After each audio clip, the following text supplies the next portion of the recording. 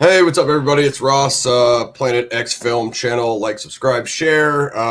This is, well, it's Paradigm Review Show. It's what we usually review TV and movies, but today we actually have the Gray State full script deep dive by David Crowley. There's two versions of it. I don't know if you guys have been keeping up, but it leaked a while back. Shout out to Greg and Dan, or else I probably would have never even been able to read this project that I, you know what I mean, crowdfunded. So they could check this out. Where could they get these files, Greg? They can get them on the group. Yeah, yeah, they can get them from the group. You can get all of them if you go to my website. If you go to thegraystage.wordpress.com, scroll down Nice.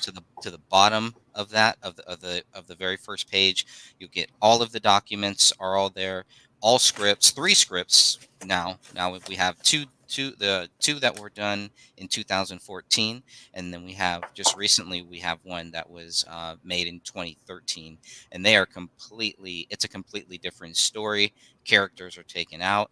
Danny Mason's character is in the 2013 script, but as we've talked about, his character is not in that 2014 script. So something happened during that time, and so yep, yeah, you can look at all the files, all of the photos, and everything. And I'm gonna go ahead and post this in the group too right now.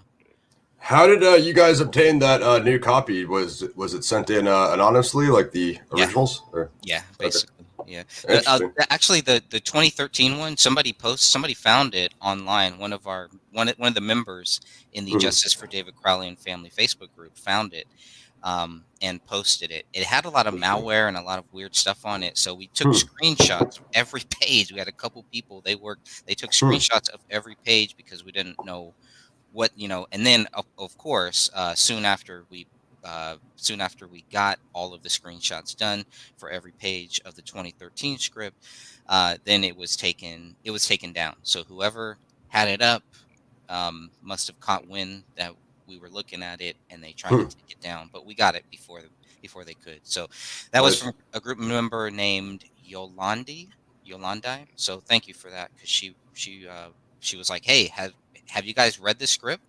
And first I thought, well, it's a 2014 script. But as I started reading, I'm like, oh, this is a completely different story. So yeah, we'll definitely have to cover that one sometime. I'll Yes, be curious to hear your thoughts on that definitely. script. I know you're very vocal about your thoughts on the 2014 script, so this should be fun. Well, I mean, if you spent the amount of money that I spent on the trailer, you'd be critical as well, right? So this is That's like right. let's That's right. let's get into this, guys. I guess first and foremost, what I'll do is when this video, because right, if you guys are tuning in live right now, this video will go on demand as soon as we're done here, and then I can add cards and end titles and tags and all that stuff. So we'll post the original Gray State trailer here, and we'll do a little bit of a breakdown. So that trailer went viral. It was basically a concept trailer to pitch a feature film. To make a long story long, because anything to do with Gray State, there's no short way around. You can go to Greg's site.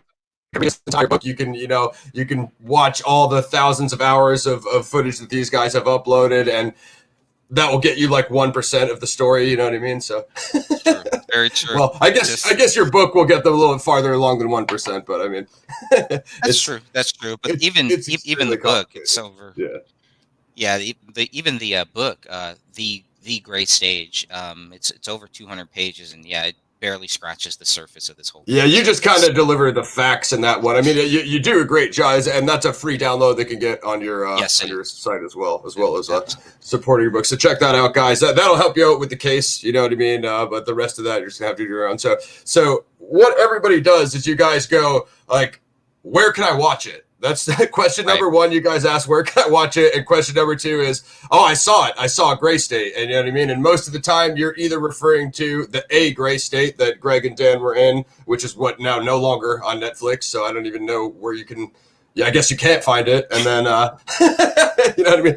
That's the best non-promo that's ever been done on the internet. Right. Right. And then what happened was Gray State, The Rise, which was a complimentary documentary that David was working on in conjunction with the feature film, and that was supposed to cover like the more factual historical source. Well, I guess historical, I don't know, but the more like current event source material that kind of Gray State was supposed to be drawing from. So that ultimately leaked posthumously as The Rise.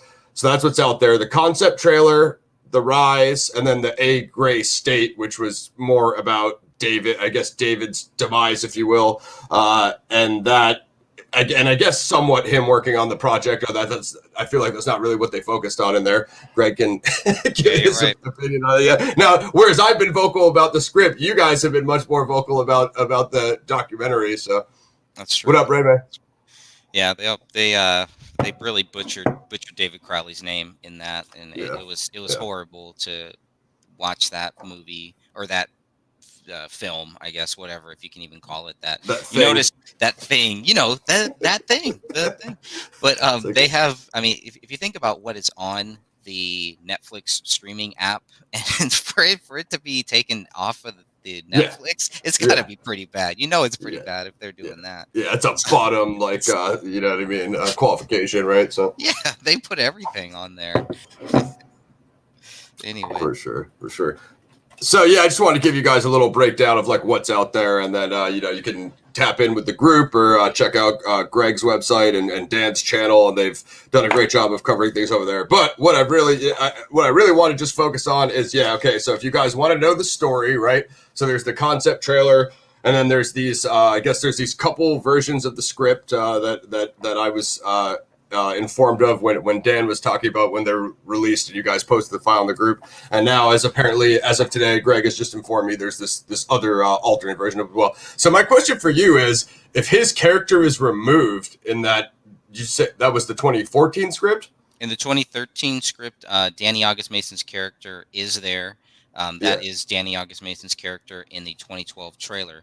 But in the 2014 script, his character is not there. So is there a different protagonist, or is it how is that handled? Yeah, it's a guy named, I think it's Daniel Walker is the main character's name in the 2014 script, and it's pretty much based on David. That's the way that I took it. So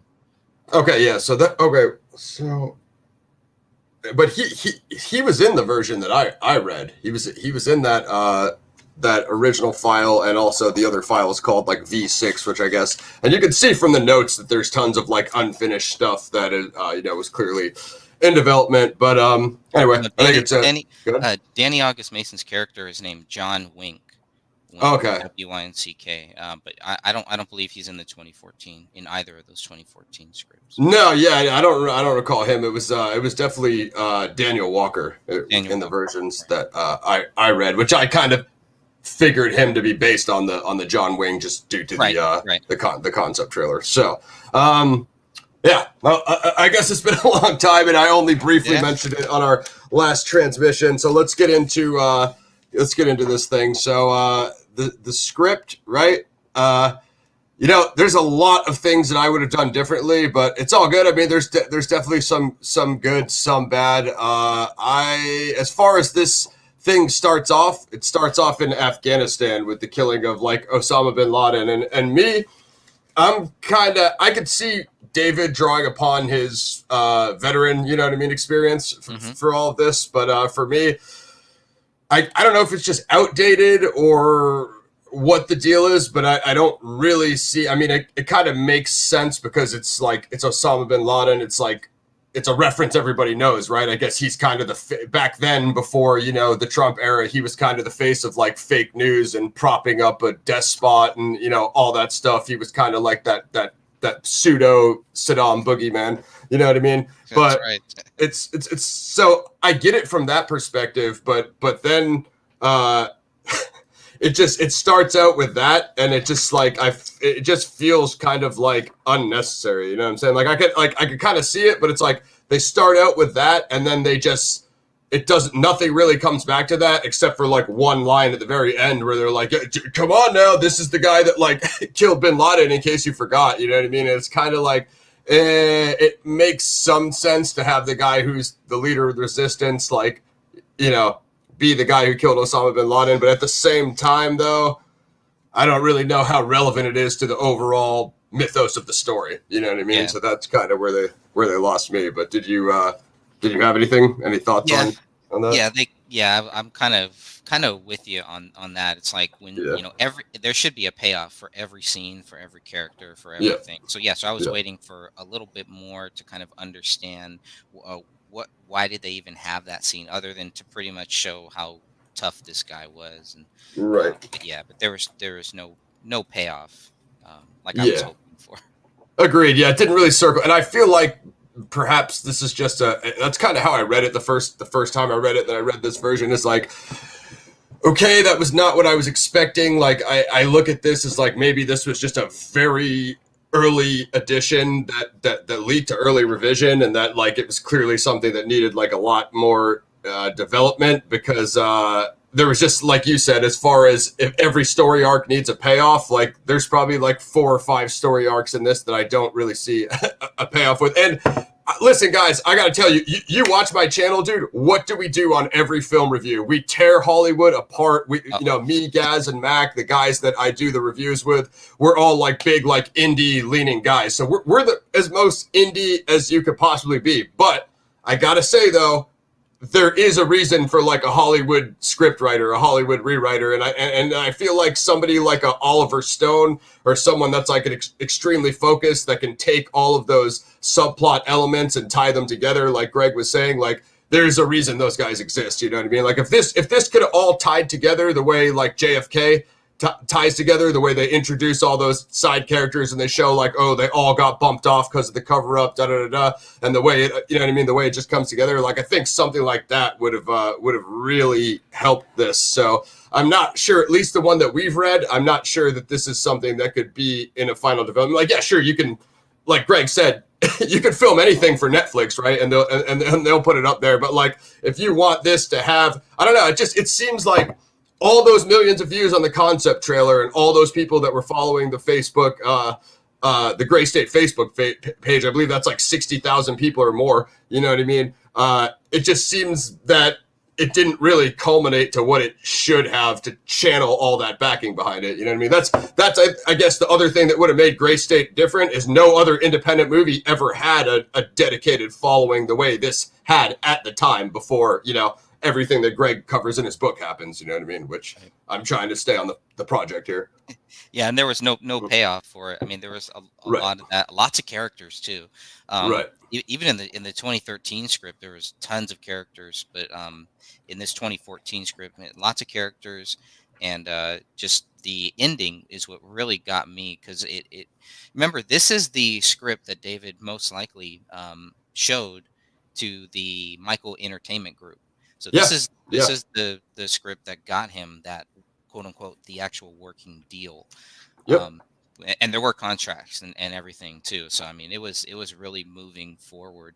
Yeah. And Yeah. then of course they ended up in September of 2014 they ended up saying, well, this would be better as a TV series. Mm-hmm. So, but and because there's so many characters and everything, but the 2014 script does kind of feel like a prequel almost, like it's setting up for something else. Mm-hmm. And we kind of just get dropped into this world. We don't really know too much about what's happened. We're in a Right. police state. Right. We're not really I have a sure. point on that as Yeah, well. yeah, As Greg was saying, so the way that you're dropped into the story, I really felt that this is something that could use one of those classic Hollywood, like, Prometheus and Mad Max Fury Road. The sci-fis do this a lot where they have the comic book prequel. I really felt that this would have needed a Gray State comic book or graphic novel prequel to maybe introduce the main character, because as far as the characterization and character development, like I feel like, is it John Walker, him and Usyk, the lead villain or whatever, the despot there, the tyrant. I'd say the protagonist a bit more, but the villain, like, dude, it would have taken like an Al Pacino level performance to pull that off, because I have to hate him. You know what I mean? And with this guy, he had like 10 lines. It's like I don't even know him, so I don't care enough about him to hate him. That's the thing. Like, you have to, like Greg said, you have to be rooting. You have to get behind the hero. And it's like, even he had some good lines here and there, but he was like a little wishy-washy himself. So yeah, I think this is something that would have done a lot of good to, like, like they were you know, how we discussed it with the interview with David, like developing the mediums of actual Gray State universe, which would be hopefully, you know, comic books and whatever, you know what I mean, video games and movies and crap, you know, which would have worked out for them. But it's like Greg was saying, just to drop you in the middle of the story, and then it's like nobody is developed enough for you to really be invested into what happens to their story arc. But I mean, I feel like I'm going in about it. There's a lot of cool stuff and a lot of good ideas. There is a lot of good stuff in there. I'm just not sure that it was developed to or I mean,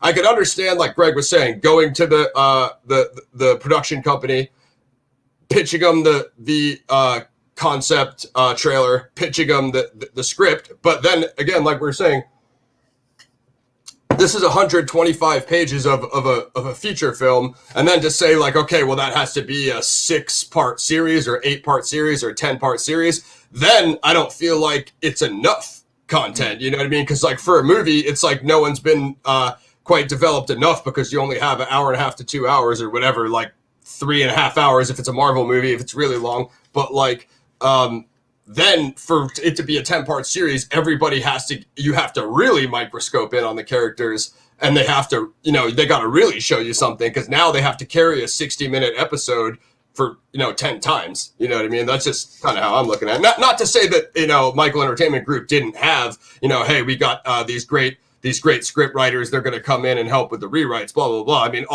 that's kind of how it works, but I guess that's where you have this weird line of between like indie versus the industry, because this was pitched to us as like the most epic, you know, indie, you know, grassroots project that there's ever been, with all these people, all this, you know, social media following behind it and all this crowdfunding behind it, blah, blah, blah, blah. And then that's, you know, if you get the guy from like, oh man, what's like a terrible mainstream movie, not like a Fast and Furious, but something like that. If you come to us with one of those Hollywood writers and we're like, hey, I know we just showed you the most epic concept trailer that's ever been on YouTube, but now we're having the guy that does Ant-Man, you know, rewrite it. It's like, before we even see it, we already don't want to know. Like, bro, you pitched us this hardcore R-rated thing, and it's just, you know, we don't want to see it get watered down and turned into trash, basically, before we even have a chance to like see anything. You know what I mean? Which I guess was the looming threat here. But you don't know. I mean, it could have gone either way. That's all I'm saying. It could have went to Michael Entertainment Group, 10-part series, like Greg was saying, and been awesome. You know, if they had the right people behind it, because there are tons of good shows that you could, you know, get some of the people from.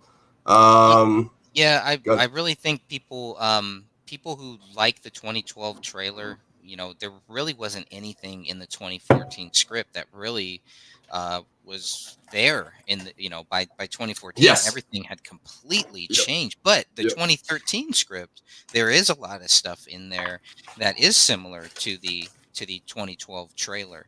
So it makes me wonder what was going on, why this sudden change in a very short time too. Yeah, that's a great point. Like, again, as all the imagery, even so, I have an industry example of that. Like, you know, Mac and I, we do like the grindhouse genre here. We're big on grindhouse movies and grindhouse films. Well, if you guys, this is gonna be a little bit of a downgrade from Gray State, guys. But if you guys know like Danny Trejo and Machete, when that movie Grindhouse came out with Rodriguez and Tarantino, they had all those fake trailers in the middle. So they had like the Nicolas Cage one, the Danny Trejo one was Machete. They had a fake trailer of Machete because at the time, Danny Trejo had never played a leading role in Hollywood. He had like 60 like side crime roles. He was a consultant on the movie Heat for because he was a criminal. You know what I mean? Him and his uncle, they came from like basically a criminal organization. So he had been like consulting on crime films and stuff like that. And so they did Machete, and they had that part when he was on the motorcycle, like flying through the air, like mowing a guy down. This is ridiculous, but it's just like, it's so awesome. So then they actually did put that part in the movie, but a lot of people were saying was like, everyone was just expecting that scene from the fake trailer. So yeah, like you see what I'm going with this. So it's basically saying like Greg was saying, if you show us the concept trailer and it has all these awesome scenes, then we're just expecting you to put those scenes in the feature film. And then it becomes, are you just putting it in there because we're expecting it or not? But on the other hand, having nothing in there from the concept trailer, like Greg was saying, like, bro, where was the Masonic executioner? When we did the interview with David, he literally told us like, yeah, they're going to have that public execution scene in the trailer. It was the guillotine, but he said they were going to have some futuristic device that was, probably more efficient, chopping off more people's heads than one or something. And then that's in the 2013 script. Okay, yeah, see, in the versions I read, like, that wasn't in there. Like, dude, where's the public executions? Like Greg was saying, like, there's, like, no scene from the concept trailer, except for maybe, like, the revolt part and, like, some of the fighting, the riots and stuff. Okay, yeah, that's in there, but you kind of expect that to be in there, so, maybe I don't know. That grocery store scene, I think, partially, but really, it didn't really have that was, like, so fast. It was just like it was like CVS. It was like the pharmacy. It wasn't even the way she did it in there. She brought, like, her kid with her, right? And they went, and then, like, the shelves were empty. So yeah, the shelves were empty, but he was, like, just trying to get the medicine. It wasn't even the same. That's true. Like you're saying, it wasn't even really the same scene. And then even those characters from the concept trailer, not that, like, you got to know them well from a concept reel, but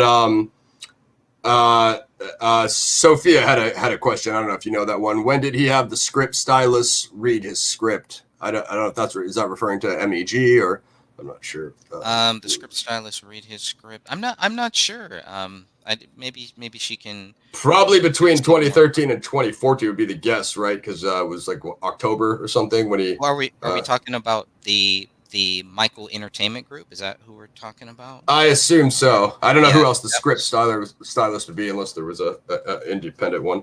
That was May. That was May. Well, the script is dated May 12th, 2014, and I believe a couple days later is when David met with the Michael Entertainment Group, because he posted it on Facebook and said, "Hey, it just happened," and so it was a couple days later. So all this happened around in May of 2014.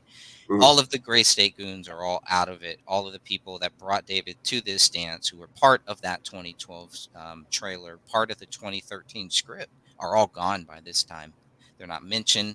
They're not part of this deal. It is just David, his wife, and it looks like, he may bring some people on, but at that point, it's really no longer David's project. He's basically shipping it off to this Hollywood group. So which is how things were. I know that's crazy for people, and like a lot of us on the project side and the crowdfunders and stuff were probably thinking it was going to be this epic independent thing, which I don't even know why we would think that, because that's never happened ever. So it wouldn't really make like kind of the way things work is if a project is good enough to get picked up, it gets picked up. Like, it's kind of just how it is. Sophia said she was in Colorado apparently though. So I'm not familiar with what that is, Sophia, but if you can shine some light on it, feel free to give us some more details. Again, I just wasn't sure if that beginning was kind of cliche. Although if I were to do this story, guys, I would do it quite differently, because I'm not a military veteran, but I think I could still get a lot of these elements into something, you know what I mean? But me personally, I think I would avoid Osama bin Laden altogether. At this point, it just came off a little bit cliche.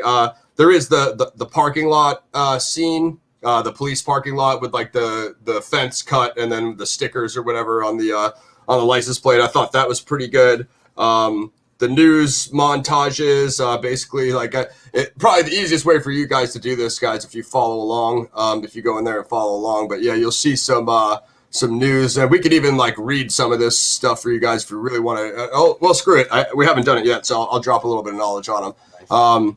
This is the title credits, guys, after the Osama bin Laden scene. It's a bunch of news montages. So, news 2001, after a chase through the Tora Bora Mountains, the U.S. Special Forces, it appears that Osama bin Laden, the 9/11 mastermind, has escaped into Pakistan.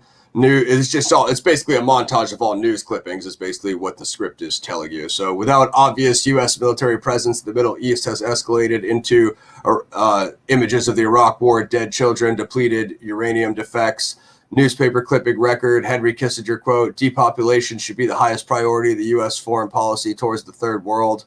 I mean, you guys kind of get where it's going. But yeah, I thought those use of the montages are pretty cool. That's probably one of the closer things that, stuck to the concept trailer. Yeah. That was done well. That stuff, there was a lot of things that I thought were done very, very well, and that was one of them. It was like a kind of like a a Red Dawn movie. It's kind of what it kind of felt like, you know, and Right. Without that big Red Dawn moment, you know. without the people parachuting from the sky that we were Yeah. all hoping for, basically. Yeah. But yeah, Yeah. It, and that's that's the other thing too. It's like, I don't know, it kind of has at least this version of the script, I'll say, um kind of just has a weird effect about it, where like it ends up, I mean, we'll get into it a little bit later, but it ends up being those UN soldiers. And have you seen Bushwick on Netflix? I haven't. No. Check that out. That one, it's somewhat similar concept, and Bushwick obviously takes place in Bushwick, Brooklyn, New York. So it's basically something quite similar to what a Gray State or a Red Dawn would be, but it's Dave Bautista, and it is like in New York. You know what I mean? So it's kind of like a neighborhood for neighborhood kind of revolution, revolt kind of thing. If you guys haven't seen it, I don't want to ruin it for you, but I would say Bushwick is the closest thing like on camera that we have to Gray State. You know what I mean? And I think this Gray State script, even though Bushwick, it's a Netflix film, it's simple, it's not crazy big budget, you know what I mean, of like what you would need for a all out second American Revolution, you know what I mean, just to go, you know, completely 2 hours of like Expendables level violence. But this I think would do. The other thing is, with this taking place in like Minneapolis and in the Twin Cities, and I'm gonna once again, being the guy who is 100% on the indie perspective and 98% of my other reviews, I'm going to go lean on the side of Hollywood on this side, which is like a side that I never take. But I think it might have been good for this to be just relocated to New York or LA, because I think more people can relate to it if it's like a major like coastal city. If it's like out there in Minneapolis, unless you're one of the guys that was on the Gray State crew that can like relate to a small indie film out there, I just don't know how many people are like, oh, the Mall of America is out there. Like, that's one of the only things people know about it. You know what I mean? So that's like, again, I know it's a little bit cliche having every movie take place in LA or New York, a la Terminator or every other thing that does that. But at the same time, though, I'm not sure many people could relate to the Twin Cities in Minneapolis. You know what I mean? If I'm wrong, guys, kill me in the comments. You know what I mean? If you're from out there and you think I'm way off on this base, leave your feedback, dude. We'll take it. Yeah. Yeah, I'm kind of with you on that too. But again, it's like, well, how many times can you do the same two cities, like you were saying, the same two big cities? So it was kind of nice, and I think if David would have made this film on his own, it would have been perfect, because he's there. He already and that's what I mean. On a small local scale of shooting, it makes sense. But like, if they throw $30-40 million at you, does MEG still want it? Like, you know what I mean? That's where you're going to run into that thing. But like Greg said, dude, maybe relocate it to Detroit or Chicago. Like the Dark Knight trilogy is shot in Chicago, and it looks great because of that Gothic architecture. So maybe go with that. Maybe if you like want to keep kind of the Midwestern thing, mountain Western thing.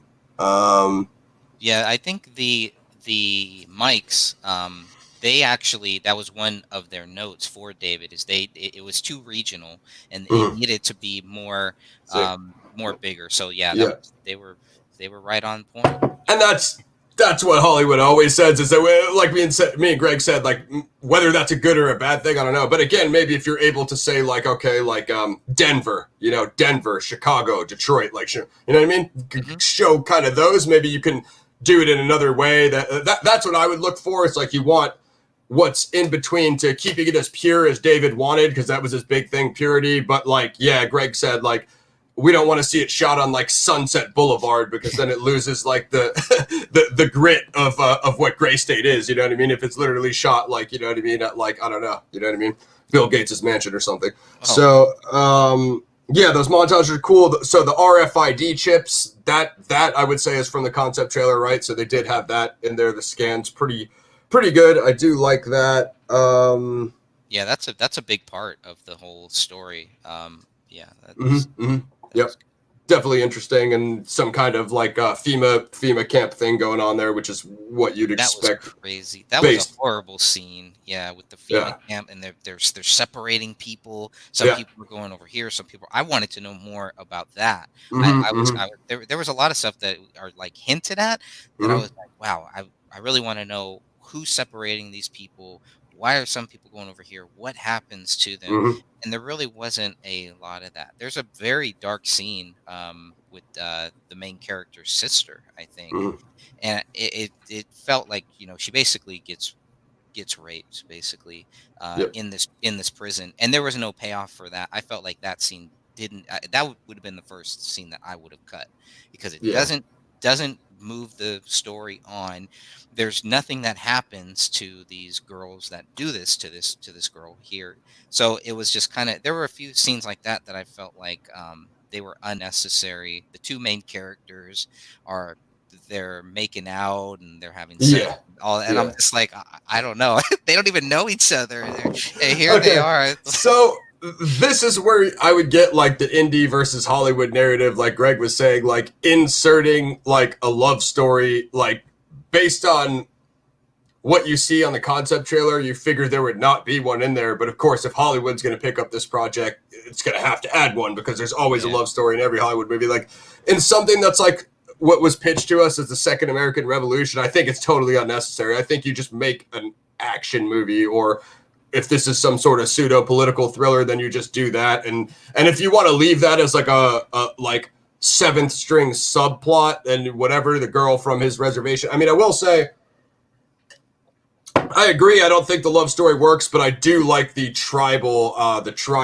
themes. That's one thing. I think that I would keep if I would do this story. You know what I mean? I would keep that, the tribal theme of the original indigenous peoples of North America. And even that I felt wasn't fully developed. It's like his character is half, and they have the references to like his father and going back to the reservation or whatever, his flashbacks of growing up on the reservation, spoiler alert. And then it kind of throws back to it towards the end, like you were saying. But I feel like it was never fully realized. What I wanted was a metaphor that like the totalitarian government is now oppressing all of the people of America, formerly America rather, and that is how the natives were oppressed when the white colonizers came here and exterminated the natives. It's like what we want to see is that mythos fully developed, that the extermination of the Holocaust of the original indigenous peoples is now going to become the Holocaust of everybody, because you allowed them, that whole saying of like, what was that, Jordan Maxwell, whoever said, it's probably an older quote, when they came from this group, you know what I mean? I didn't say anything. They came from that group. I didn't say anything. When they came for me, there was nobody left to speak up for me. It's that's the metaphor we want to see with the tribal people. The white man exterminated the indigenous people and allowed that machine to keep gaining power, and the government overreach, and now it'll ultimately basically exterminate everybody because you continue to allow it to gain power unchecked. You know what I mean? And maybe it's just, again, because this is such like an early revision, but I figured that would be like a key point when you hear like gray state and the character is half native. You think that would be like a key subplot, and again, no payoff, not fully realized. But I love the whole tribal thing because it's never used, especially in Hollywood. They don't touch it, probably for obvious reasons. Although you think now with the whole woke culture, it would be you'd think that every character would be a native. You know what I mean? I expect that to be the next thing that Hollywood would latch itself onto and completely exploit. So Yeah, probably. They're probably running out of things, running out of new ideas. just haven't gotten to it yet. I mean, they tried to with Avatar, but like they just didn't fully realize it. I think on page 15 there was like a crazy explosion. I think that was pretty good. So the other thing I expected with David's like veteran, background of like the extreme realism of the military situations. At least this is what he was talking about with the interview with us.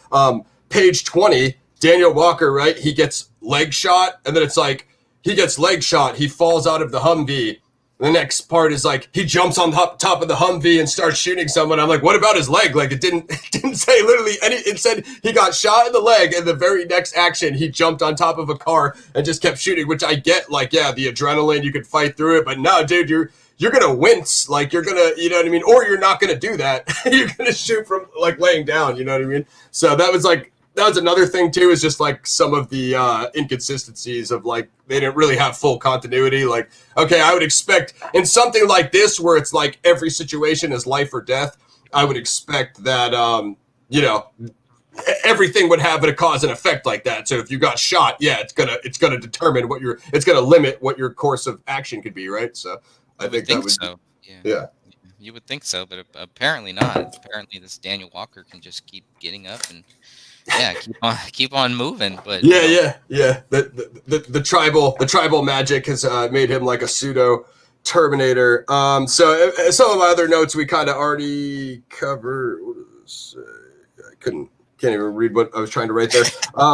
The definitely a stronger main character, and I don't know if that was due to the relationship of the writer and co-writer, and how that probably threw things in a wrench. I think page 33. I think that's the grocery. So yeah, I think we did talk about that, which is more or less the concept trailer scene, which is the empty shelves. Well, I guess that would be a good place to say, what people say makes Joker so good was the relevancy of the civil unrest and have you seen Joker? I haven't, no. Basically, well, this is going to be a spoiler for you if you're planning on watching it, but there's a similar riot scene at the end of Joker, which, I mean, there's riot scenes in a lot of stuff now, but people were saying that was a lot like, BLM and the stuff that's currently going on in the current events that are going on with the protests, which, I mean, similar protests were going on when they were doing the Gray State Project. So it's all kind of, I guess, art imitating life, as David said on the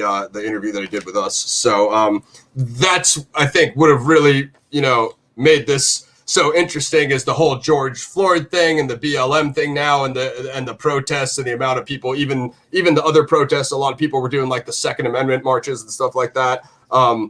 You'd have to wonder if Gray State was completed, because it was literally almost some of that exact same material that was playing out. You know what I mean? And if they could have, I think if someone could have captured that, have you seen? I think they talked about it in the Alex Jones brought it up when David and Danny went on the Jones show. A Scanner Darkly, the Richard Linklater. Yeah. Yeah, so that's a Scanner Darkly does a somewhat good job of it. I think Catherine had a question for you. A Scanner Darkly does a good job of it at that time, because, man, I don't know what, that was like 2006 or before that when it came out, 2005, 2006. And, you had like Alex Jones in there. You had the whole NSA thing of all the computers watching everybody's house and everything. And I'm pretty sure that is before Snowden came out with everything that he came out with, saying that, like, yeah, it is really going along, it's illegal, blah, blah, blah. I mean, that was just a good situation of it lining up where someone actually made like a super relevant film that, addressed the issue at the time, which was, the whole, I guess, overreach, or what would you call that? NSA tracking everybody. I forget what the word for it is. But yeah, it's the similar type of thing. Or I guess, people brought up Mr. Robot somewhat addresses that. I've only seen one episode of that, but I guess that's about like hacking and, similar kind of thing, you know what I mean? The government overreach. I haven't seen that, but there's a lot of movies out there like that kind of touch on all of this stuff now. It's weird how many are coming out that are very, very similar to what David was talking about. So maybe there were a lot of people that were capitalizing, on that.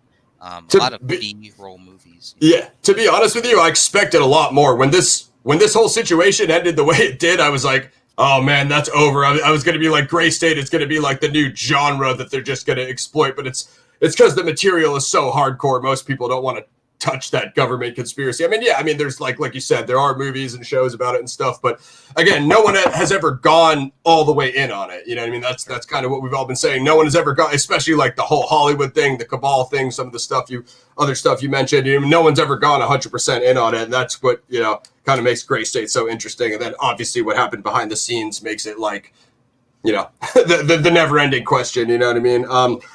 So the tone of the dialogue, I kind of mentioned this earlier. Some parts are like really good, where like Daniel Walker has those good, like, kind of revolutionary one-liners, and he kind of does become that kind of like revolutionary messiah figure, where he has like these good lines about like liberty. But then other parts of it are just like stale and just like not up to par. You know what I mean?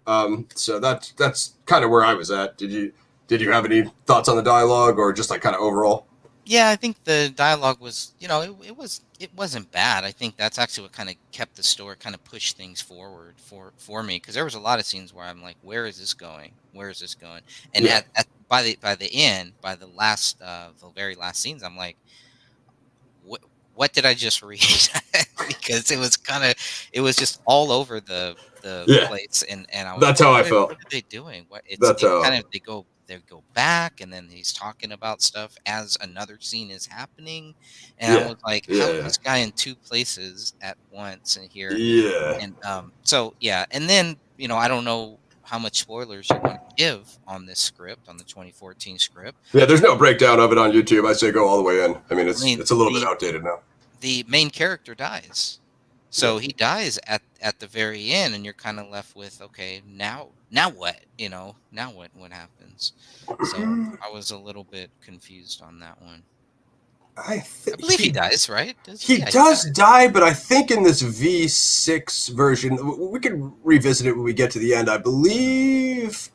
Um, He doesn't die in that one. I think they might have left it unopened in one version, but yeah, basically he is injured and he kind of fades out. I think is what you're referring to, right?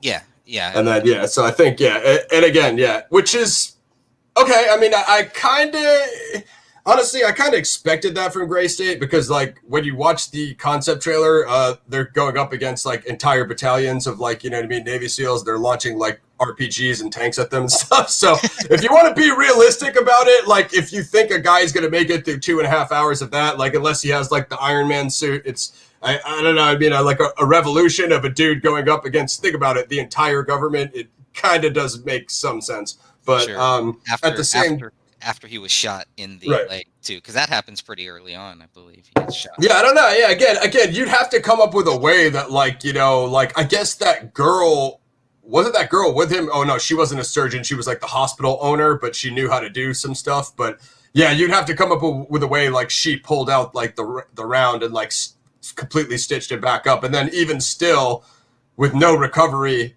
that would be like if you had 2 weeks to just completely recover. But again, if you're going to continue directly through the entire mission, I have to assume that would have some effect on you. Well, it's just funny because I remember like before I think it was like somewhat more recently after we had both read it when we did the last show with you guys, and you were like, yeah, dude, you're like, I thought it was really good, and I was like, yeah, I was like, I did not think it was really good just because some of those things were so unfocused, like you mentioned. But I will say on the second reading, I did get drawn in a bit more, and I did like it a bit more. But it's just because the first time I was thrown in so many different directions, I was like, it just feels super unfocused, and I was like, I can't follow this. Yeah, I'll be curious to I hear don't think like good. I was going to say I'll be curious to hear your thoughts on the 2013 script because it is closer to Yeah, the 2012 trailer. yeah. So I'll be very curious to hear that Mm. once you Yeah. check. Definitely send that to me. We'll do a part 2 show on this. I mean, I mean, guys, what do you want us to cover? You know what I mean? If you leave your feedback below, you know what I mean? I'm trying to do a deep dive on this script because everybody always says I saw the movie or where can I saw the movie, and none of you guys are right. So this is if you want to see the movie, you go to the Justice for David Crowley group and download the script, and that's the closest you'll get, at least in this form. You know what I mean? Sure. To do it. So again, going along with like what I expected with the other thing is I don't really think that was like nailed. Kind of was what we were expecting from the concept trailer and the other promos that they leaked of like Danny's character going through the woods with the tomahawks is like the survivalism. I expected like this to be like a pre-apocalyptic super action Red Dawn, but I really wanted to see that survivalism theme, and I think they could have doubled down on that a bit more to show him to be more resourceful. I mean, I guess you could always say like there was like Rambo First Blood is really like the survivalism film of like going out there with like nothing but like a knife, and I think he pretty much had nothing else with him when he went out there in the first time. But String, yeah, right. yeah, exactly, like a freaking piece of tarp, and you know what I mean, no shirt and a knife. So I really think that they could have used a little bit of Rambo First Blood for this, and nailed that survivalism. Like show them, purifying their own water and boiling their, like how they have to survive out there with nothing. Like I think that would be cool because to say like all the authorities are looking for you. You're a man on the run. Your face is all over every like TV, but you can just go to like any encampment and just stay there as long as you want. They're not going to come there, especially when, you know, everything is being, you know, tracked via satellite. Everything is being tracked via technology. It's like, that'll leave you limited options, right? You have to have absolutely no computers on you and be out in the wilderness. That's just my opinion. You know what I mean? If I'm wrong, kill me in the comments. So the RFID theme, I do like the whole microchip implant mark of the beast thing, but there's no failsafe. So when Daniel Walker started cutting out his and started, you know, his sister and every other character he met up with, and they're just like, hey, cut it out and just leave it there. And they're like, oh man, he cut the RFID chip out. We can't track him. It's like, dude, come on. They'd probably be putting 2 or 3 on every one of their little slaves, like Greg was saying at the FEMA camp, or there would be something stopping you. So let's say, like, if you cut it out, like you get like shocked with electric charge, or you know what I mean, like, or it would blow up and blow your arm off. That would stop people from cutting them out. You know, I assume if they're going through the whole motion of microchipping every person, it wouldn't just be like, hey, I gotta go break free and just cut it like out of my wrist and then I can just walk away. You know what I mean? Like if it's a for real totalitarian, you know, look at the other kind of like totalitarian movies you have, like Dark City or Equilibrium, or you know what I mean? It's like a totally locked down society. So you're not expecting, if this is a more realistic thing, that it would be easier to just cut the chip out and get away. That's my only point. Like, really, you know, again, like Greg was saying, we want to see this character struggle. Like, this isn't a Marvel movie. You know what the plot of a Marvel movie is? A superhero gets his superpower, fights a small struggle, and then goes up against a villain and beats them. That they made 50 movies like that, and we don't want to see like a survivalist, like Rambo kind of, you know, anti, you know, ex-military, like kind of patriot freedom fighter character. Like, we really want to see him struggle and fight through, and that's what makes the plot. Like, that's what makes the character's strength, like Greg was saying, and that's what makes their story arc and all that stuff. So, like, I really want to see him get pressed, not like I got shot in my leg and then I freaking cartwheeled over a Humvee. Like, no, dude. Like, and same thing with cutting out the RFID chip. Like, I really want to see him get pressed. You know what I mean? To show. And this is the guy who killed Osama bin Laden. And that's the problem with giving him that origin. Like, okay, you killed this famous like terrorist, like Greg was saying. Now we're expecting you to be a badass. So you need to get through all these other situations. You know what I mean? Like, yep. Yeah, I was kind of waiting for a lot of things. I never felt danger for that character. For this main character, that's my point. For any of the that's characters. My point. Really. That's my point. That's my point. It was just kind of like, okay, you kind of know, you know, I need to care about this character, and I just never got that. That's just that, and you know, okay, it's got to be one or the other. It's either I care about him and fighting the revolution, or I hate that villain. You know what I mean? Because as long as you really hate that tyrant, it's like, okay, well then I just got to see that guy go down. But he wasn't evil enough to hate him, and Daniel wasn't good enough to that's why Catherine's really she's going in on me on him getting shot on the leg. He was a badass. That's why he jumped over the Humvee after being shot. Like, okay, like that works for the first 90 seconds of the script, but once you've been bleeding for like 10 weeks straight, then it's like it's gonna take the toll on your body. You know what I mean? According to my notes, we have a pretty good revolution line on page 72. Let me see if I could bring that up for you guys, because we haven't done much dialogue. Let's see where it's at. Revolution will not be televised. Is that the? It might be. It's something about HD, isn't it? Apparently, I said it was on page 72, but I don't even see it on there. I don't know if you. Oh wait, no, maybe it's. Oh, right here, 71. Daniel, when you make peaceful revolution impossible, you make violent revolution inevitable. Now that he has like 3 or 4 lines like that are fire. If he could have had one of those every act, well, I guess basically he does. But you know what I mean? Double down on it. Yeah, if he had some. That's a good line. You know what I mean? And I would like to see more of that from him, because having those 4 or 5 good lines and then having like 75% like filler, like Greg said, it just brings me back to like, okay, you know, I don't really care territory, and then it doesn't matter what happens after that. You know what I mean? Yeah, there were too many characters that I just did not have any. I didn't care about them. And Right, that's right. you can't, especially the main character. Like I need to be invested. I need to either really like him or really hate him. That's And the whole thing. I was kind of wishy washy on it. So I think what they could have did, and bringing that up, is like, what would have been cool is like a more like Shakespearean thing, like almost. This is probably the route I would go. Like I'm going to keep bringing up what I would do, guys. And you could kill me in the comments if you think that there's no way I could possibly do better, but that'll just motivate me. Like an anti-hero thing, like when he was when he killed Osama bin Laden, like he was all about it, you know what I mean? Like him being like right wing or like alt right, like that would be cool. And like he's all about the system, but then he sees something that switches him, so he goes the other way, you know what I mean? Like I think that seeing him change his allegiance, I think that would have been an interesting like story arc, which I guess is kind of what they hinted at, but again, I don't really feel it in what is written. Yeah, there was the whole false flag scene where this main character gets blamed for this bombing. It was kind of like I don't know. I didn't really buy it, and I didn't understand what it was. I was like, is that because of Osama bin Laden? Like, right. So they had to blame him for something. They had to. Yeah, I agree. I had the same question, and again, I'll tell you why it doesn't work, because like you said, nowadays with the internet, with this whole like dark web, Reddit kind of YouTube online revolution thing, if they went and put out that false story, but the thing is starting to crack now because the Gen Pop is starting to understand the fake news and the mind control, and they're starting to understand that the narrative that the system is putting out like isn't really the truth.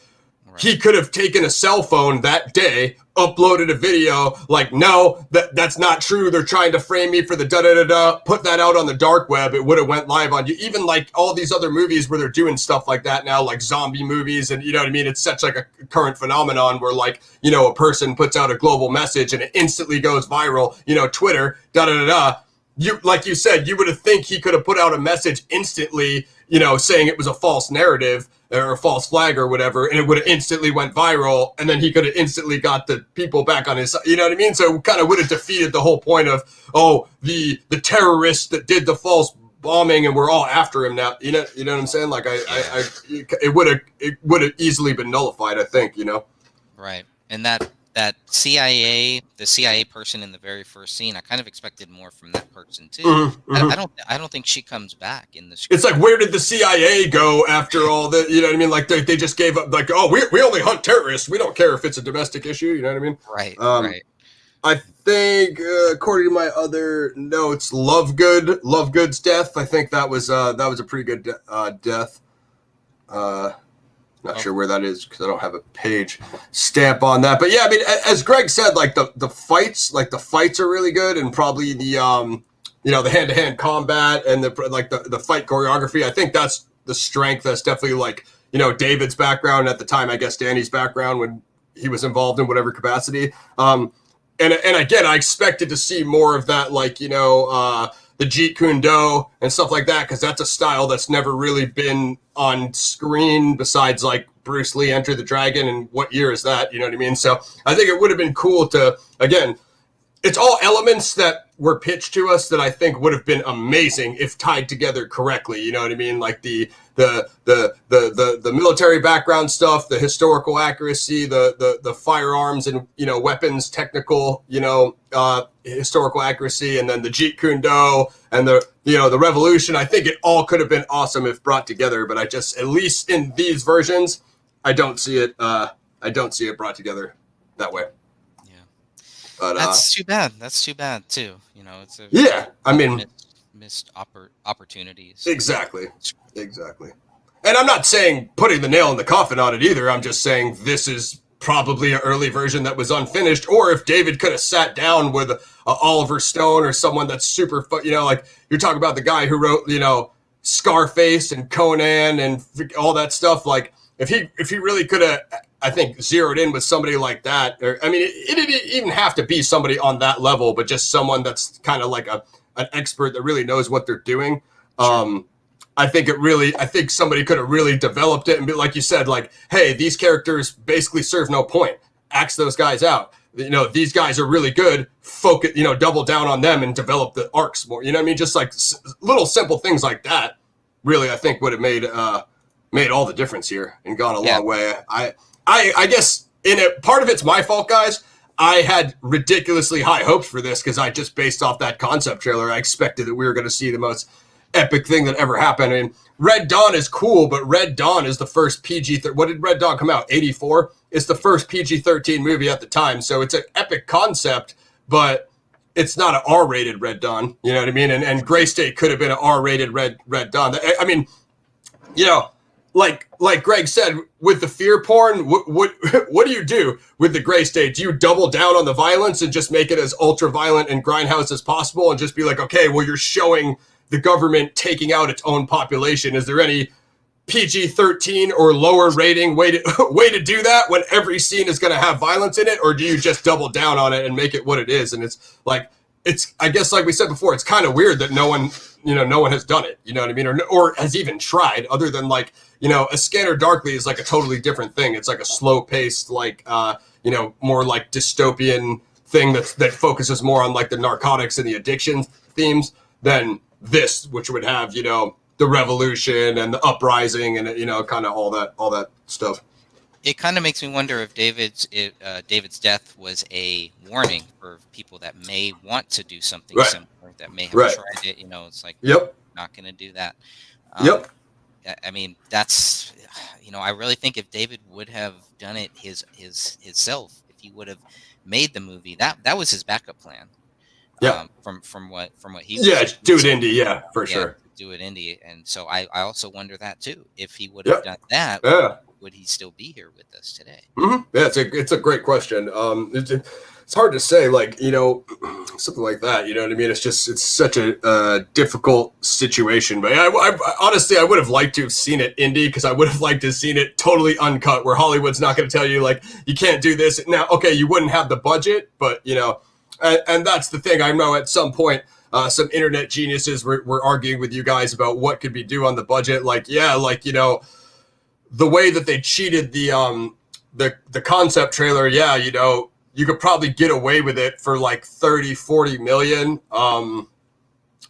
I'd have to look at what Bloodshot is. I think Vin Diesel Bloodshot, I think, is only around 50, 60 million or less than that. But I would like to see Gray State on a higher budget than Bloodshot. I'd like to see Gray State on like a 60, 70 million dollar budget. But it's just tough. Hollywood has tightened the strings, and they don't want to, especially for an unknown project like that. It's not like it's based on some famous video game, or doesn't have a pre-existing fan. I mean, it does have a pre-existing indie fan base on social media, but it doesn't have like a Gray State, you know, like an entertainment pop culture fan base, like a Gray State the series kind of fan base. And they don't want to like throw a big, especially when they're like, you're talking about what?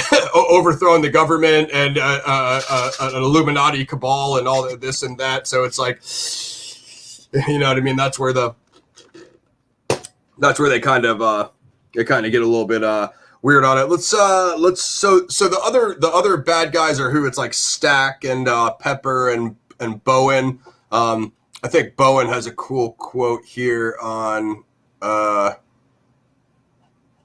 looks like I wrote it down on 102, but dealing with PDFs, guys, is not easy. No.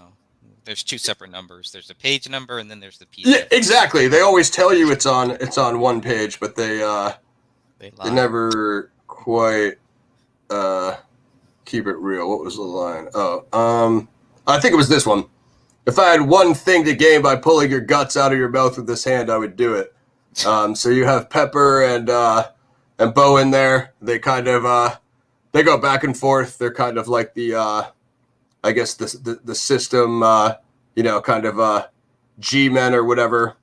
And Stack. We'll get back to them in a second. But yeah, so Daniel had like these two girls, right? Like Mallory and Jay. And he like kind of has like a relationship with like both of them, as you were saying. And like neither one of the relationships really culminate into anything, which is why the love story subplot does not work. It's like, okay, he's just a random ladies man that's in the middle of the revolution, and again, it just doesn't really work for me. So I didn't love that either. And again, I think that's some things where like, again, like the tribal subplot, that could be realized much better. That one, they don't need that at all. You know, there's certain things that you said that need to be moved to the forefront and certain things that just need to be removed. Unless, like you said, indeed, if it's not a feature film and it's series one of a series that can renewed, then yes, then you have a long form format where you have more space to develop these other characters, like you said, who didn't culminate to anything in this story.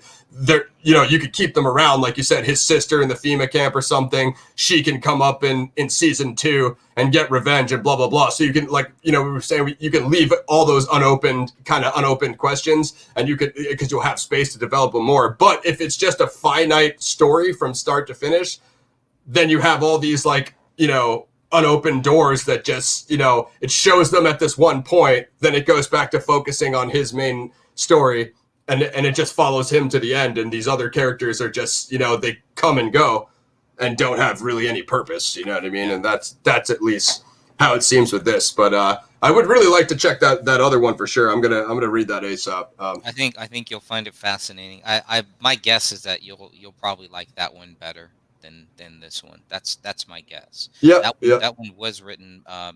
Danny August Mason does have a writing credit on that 2013 one, but not on this 2014 one. This is all David here. So Interesting. it's a completely different story. You can think of the 2013 as a Stephen King. Think of the 2014 script as a Tom Clancy. It's really completely different. It could be a sequel. You know, you could almost have both of them in there, but it looks like what David did is he took two characters from the 2013 script, the two main characters, the Charles Hubble character from the 2012 trailer, the Danny August Mason character, and he rolled them into one person with this Daniel Walker. So that was my take on it. But I just needed more. I mean, and after after it was done, I was like, that's it. Okay, now what? You know, because obviously you want to leave some space open, and I don't know, but the 2013 is even worse. It's a lot worse than that as far as, you know, the plot twist at the end. David, you could tell he was trying to do something at the end. It just wasn't there. Maybe visually, maybe it would have been better. You know, if we would have seen it, maybe I would understand it more. Yeah. I would agree. You know what? You said my words exactly what I was thinking. So, like, some of these certain things, like, it just come off so awkward, you know, reading it on text because it's just so bland and dry. And you think, like, that's what I was saying. If it's shown to you on screen with a really good performance, and, you know, you have the actor to sell it to you, you know, blah blah blah, it could go smoother. But I totally agree. There is a grimy, let's see if I can find it. There's a grimy throat cutting at 1:15. I think that's right after the twist. And I do want to cover that twist as well, because now, is that 113 on the PDF or the page? It's 1:15 on the PDF. PD. Yeah, that's a good question. Pull that up here. Maybe it's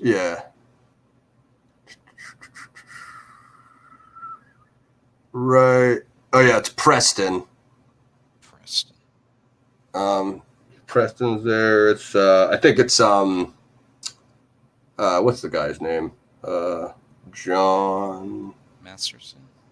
Who isn't his dad? John. That's his dad, right? The dude from the reservation. So I'm pretty sure he came back good. He was like scalping people at the end, if I'm not mistaken. Which yeah, you know, I'm all about that. I think they should have had them scalp everybody, man. That would have been poetic justice for the natives, right, guys? Come on. Show me some love in the comments. Yeah, I believe it's like when the elevator is closing. Yeah, that's a pretty cool scene. That's where one of the big fights happen. I think the final fight happens right there, which I thought that was really cool. Thought that was done very, very well. Yeah, I like that one too. And then they go up to the helicopter and all that. I could visualize a lot of that stuff. Yeah, definitely.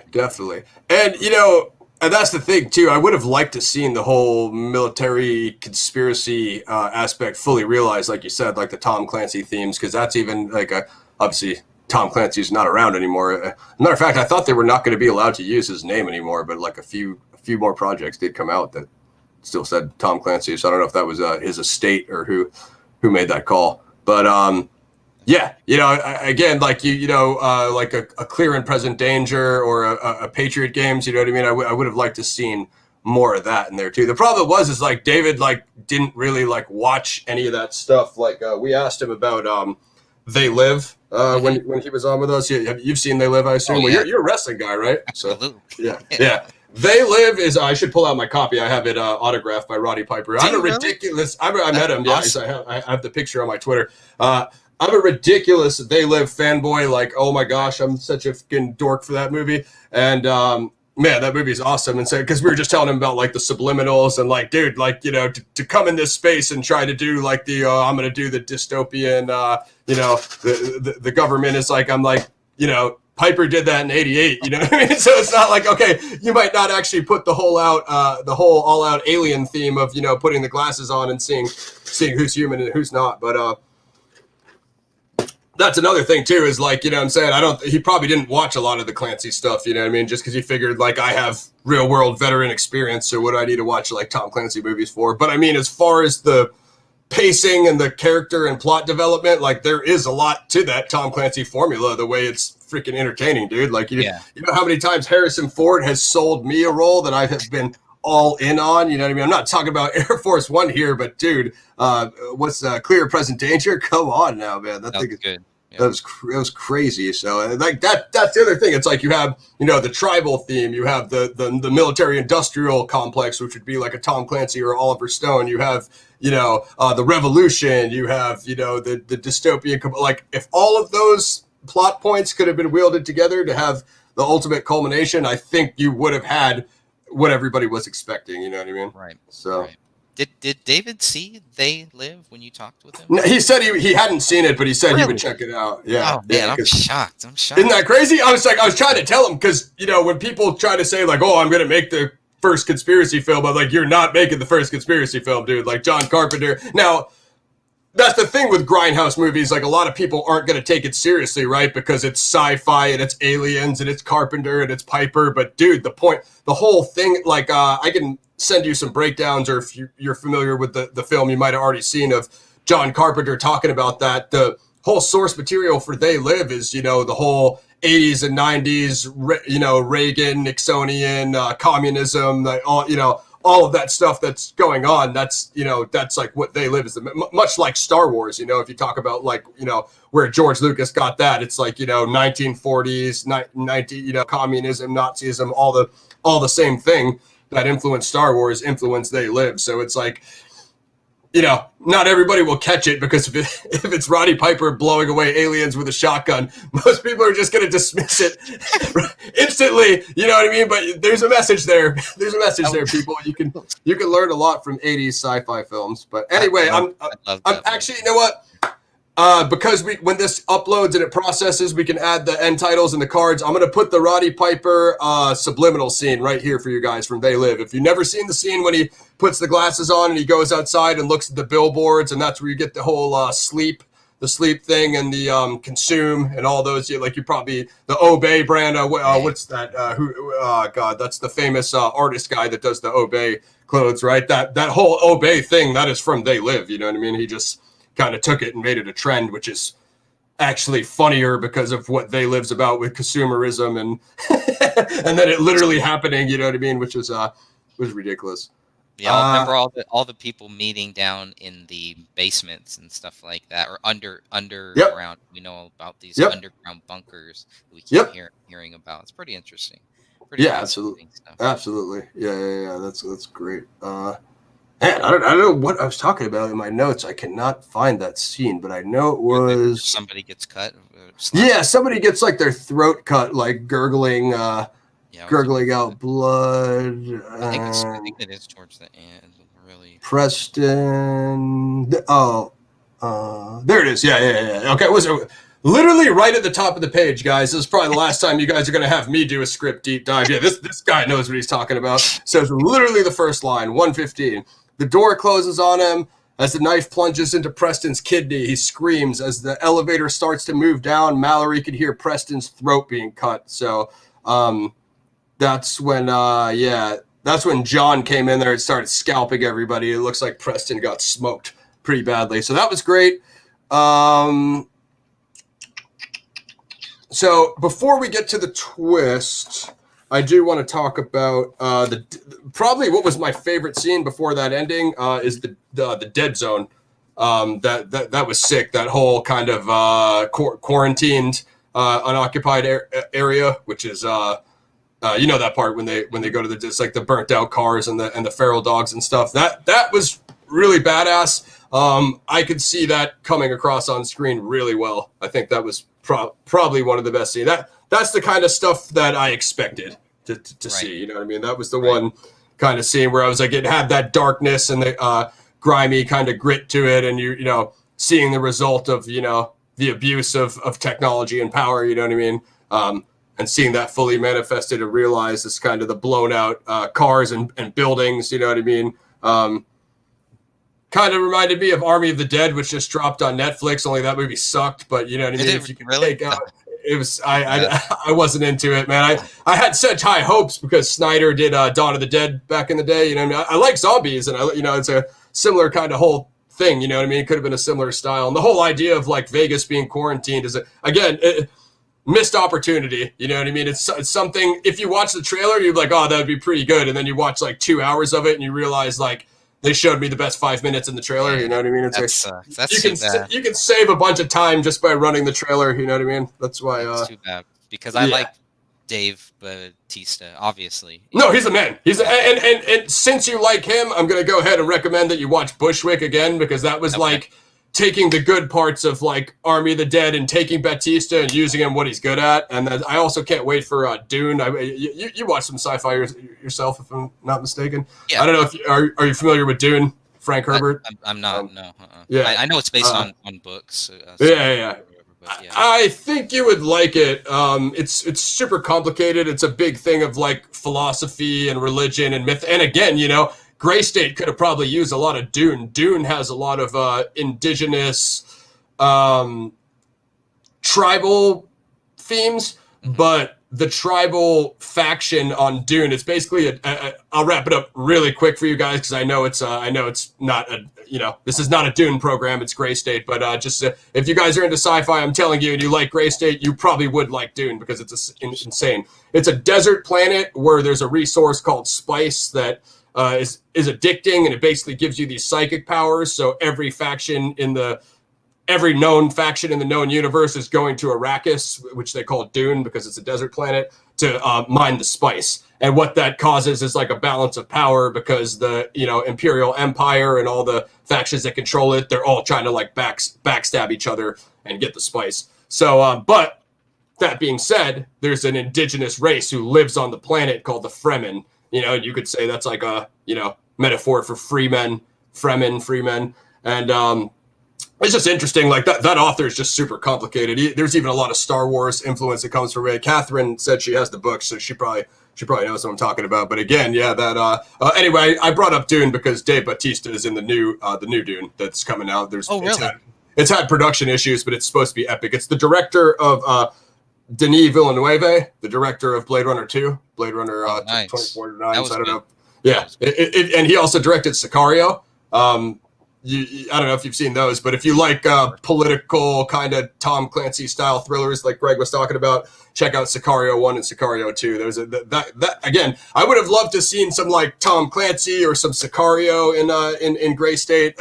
Although Sicario, I think, came out after all this stuff was in development, but that Sicario would give you an idea of like what a Gray State would look like with like what's the dude's name? Benicio del Toro and Josh Brolin, you know what I mean? And Brolin's in Dune as well. So anyway, yeah. Bushwick and Dune, those are for Greg. So where do you think David Crowley went wrong? When did you start to you're reading this and you're like, was it from the very start that you're like, this is not very good, or when did you? Right off the bat, I Really? don't like that. I don't like that Afghanistan intro. Like when I was in, I'm like, I get the whole Bin Laden thing, and I get the whole Tom Clancy CIA conspiracy thing, but it wasn't realized. It wasn't realized in a JFK style format. You've seen JFK from Stone? Mm-hmm. Love it. He lays it out to you that, like, the CIA is here, the FBI is here, they're working in conjunction, they're all involved, they have their hands in this, but they don't look at that, you know what I mean? It is very complicated, but it's laid out in a way that's like very meticulous. And then in this stuff, it throws this stuff at you because it's like, well, it's the conspiracy world, so it's Osama bin Laden. It's the CIA, but they don't pop up again and do anything for the rest of the thing. It's the UN who comes in, but like obviously the CIA is playing the UN in some way because they have to take what they need out of them, just like the UN has to take what they need out of the CIA. So I want to see them play. That's the Tom Clancy thing is the whole international, or the James Bond MI5, the 007 Daniel Craig. I want to see that international conspiracy. And you know what else is totally devoid from this thing, and I think would be huge right now, and I shouldn't even say this because whatever Hollywood people that, go and research indie channels are going to steal this from me right now and probably make billions. The decentralization of currency in this gray state script, other than having the RFID chip mark of the beast in their wrist, the whole cryptocurrency boom that's going on right now, I would expect to see that in conjunction with this domestic revolution being fought on American soil, that the dollar is crashing, and that's causing some sort of IMF, World Bank, creature from Jekyll Island. You see where I'm going with this Federal Reserve issue, you know what I mean? Because we talked about the Fed Reserve with David in our interview. I would expect to see that Fed Reserve crash in conjunction with this revolution. Like, let's take, I'm from New England, I'm from Boston. I think I've talked about this with Greg and Dan before, so I'm big on revolutionary history. Let's talk about when they, when the Stamp Act and the Boston Tea Party, when they threw the tea in the ocean, right? Let's go on to revolutionary history, and they go to protest the stamp tax. That's how it starts. So they burn down the stamp office, and there's a conspiracy about that as well, saying that like a UFO came out of the sky and burned down that building, and it was all. If you guys watch Ancient Aliens and you dork out with me on History Channel, you know what I'm talking about. But just to say that it happened politically, and it happened really, really by humans. They go and they burn down that stamp office. So when this revolution starts and this guy gets blamed for bombing, the false flag, like you were talking about, and he has the 3%ers, the 3%ers of the revolutionary faction. He has the 3%ers behind you. Why don't the 3%ers have predetermined targets? Why would they not go directly to the Fed Reserve and burn it to the ground, and Fort Knox and all these other places? Even at the end of Fight Club, they burn down the corporate credit card buildings and blow them up to set everybody's, to eliminate everybody's credit card debt. Why would that not be a key component of this revolution, knowing that like financial monetary slavery is one of the main, other than short of the moment when they load you up in the buses and bring you to the FEMA camps, financial slavery is the main form of slavery in the system. You know what I mean? So and even if not that, you think they would have other targets like, federal buildings or whatever, you know what I mean? The Pentagon, you know what I mean? Stuff like that. So that's another thing that's kind of completely devoid, is I would expect to see that monetary crash, because that would have an effect on the world markets, the world banks, you know what I mean? The American dollar falling, and then how does the IMF deal with that? How does the World Bank, you know what I mean? That's the other thing that's like, I get it, because you want to take that microscope and you want to put it on what's going on with Walker and his storyline and fighting the revolution against the tyrant, but that's gonna have worldwide complications beyond Osama bin Laden and what happened in 2001 with the CIA. You know what I mean? Right. That's my point, but I could be totally wrong. You guys let me know in the comments. And just kind of the unfocusedness. Like I guess what I was expecting, because that concept trailer got off to speed so fast, like they went to the stores, the stuff was already gone, like you were saying. So, what do they say? Like, within 5 days of the average person not having what they need, they'll turn on you. You know what I mean? So that's extremely rapid, man. I would expect like everyone's going to be at each other's throats in the first week. by 2 weeks, you're looking at like 30-40% of the population, you know, pretty much already probably killing themselves off. Never mind what the government is going to systematically do, going from house to house with soldiers and home invasions and rounding everybody up from the camps. And how many weeks of that going on are people going to start fighting back against the system? You know what I mean? So like that's, I expected to see just, you know, that very quick collapse and then like the results of it. And it was like, I just didn't feel the pace. I think that's what he really needed help with was the pacing. You know what I mean? Just, you know, following that character, but like every single place, you know, he should be going, he should pretty much be getting ratted on. You know, you think if the government's saying this is a terrorist, they're going to be offering like $1 million, reward for his head, you know what I mean? Or his whereabouts, you know what I mean? So anyone who sees him on the street is going to be calling up, you know what I mean? That kind of Clockwork Orange kind of, you know what I mean, thing, you know what I mean? So, yeah, and there was really no reason for that bombing too. It's like the bombing should have had, there should have been more to it. There was something like in there that political attack or target. Was just like, no, we're just gonna blame him for this bombing, and and then we're gonna go after him casually. At our own pace. You know? Yeah, he's out there, but we have to round up every person, you know, before we get to him. So blah blah blah. So yeah, there's that whole thing going on too. And I think they have 126 pages, so obviously they can't get to page 122 or something. Yeah, that whole thing too.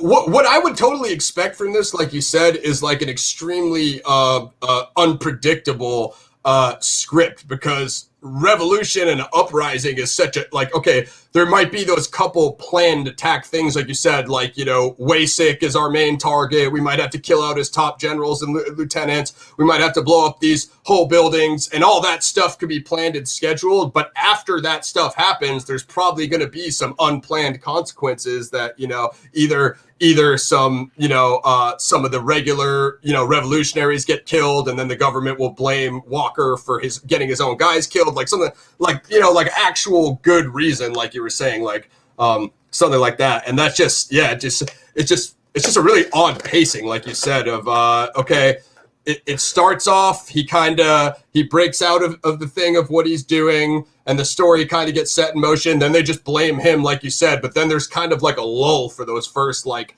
2 to 3 acts, until it picks back up again when they need to bring in the villains, and okay, we got to start targeting people. And how even realistic would it be to target those generals and that leader that have all the resources in the world? Like, you'd almost have to set them up, like you said, like an ambush. Like, you'd have to find a way that's gonna somehow bring them to where you need them, to where you can attack them, because otherwise they can just hide in their bunkers, you know what I mean? Or you have to sneak in there, and then that goes back to like realism, unless you're just James Bond with holograms and all of the technical resources and gadgets that you would ever need. And how would you get that on the civilian market? Again, you know what I mean? Like, he'd have to have guys on the inside helping him, which does make sense. I mean, that's kind of what they showed you in the trailer, was that like he was going to, go against his own orders, and you know, basically you're going to see that faction of the military go against their leaders. And that's also kind of what you expected, but that doesn't really happen either, because he's kind of already defected by the time he does that. So that brings me to what Greg was talking about, the twist. So this, I don't know, like, how do you feel about this twist at the end with, I think it's, this is so Daniel does get captured, you know what I mean? So, and which I guess that kind of could be somewhat realistic, because it's what you'd expect with all the people going after him.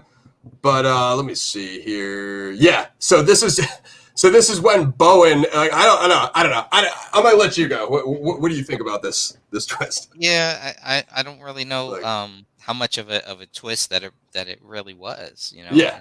And why should I care about it? I was Yeah.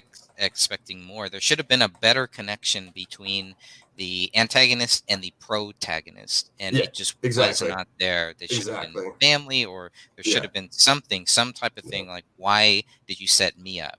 What is going on here? And I just never really got that feeling from it. And So it's maybe it's a little bit Hollywood cliche, as you said, but I totally see your point though, and I feel like this.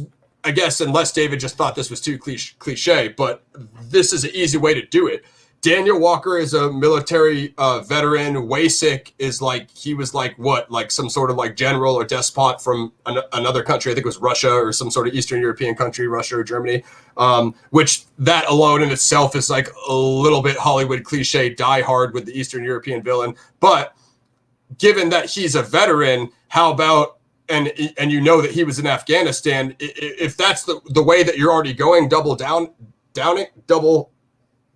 I can't even talk right now. If that's the way you're going, then this is what you do. How about he knows him from? How about Walker knows him from when he was in that country? Like you said, like Walker had another tour in the country that Wasik is from, and he's seen Wasik, like, you know, maybe like kill like his friend from his unit, or you know, he's seen him like kill his own people in that country, so he knows he's bad. And then they have you know, a history together. You know what I mean? And then that ties it together. So he already doesn't like him because he's seen him do some grimy stuff from back when he did his tour of duty in the military. You know what I mean? Like he killed, like, you know, like I said, maybe some members of his units or his friends, or he just seen him kill his own people, you know. Although that is slightly cliche, it does give them more of a connection. So now they know each other, and now he's in power in his own country. He's in power in Daniel's country. And he already doesn't like him from what's happened in the past, you know what I mean? So now he's like, oh man, I really want to kill that motherfucker. Not only did he put out the false flag on me, you know, he's hunting me, and they're like killing off me and my revolutionary people, but we have a history together, you know what I mean? As you said, I think that's more of a connection than just two guys who don't know each other from a political, you know, coup. You know what I mean? Because there's just nothing. There's, you know, it's just okay.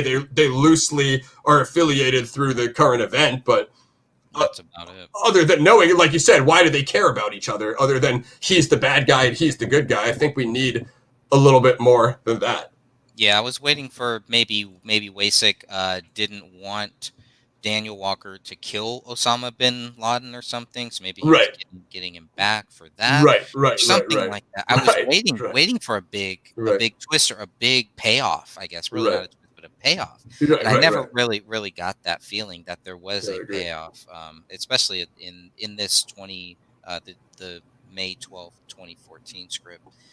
Yeah. It really is not there. And then you have Daniel he's in two scenes at the same time.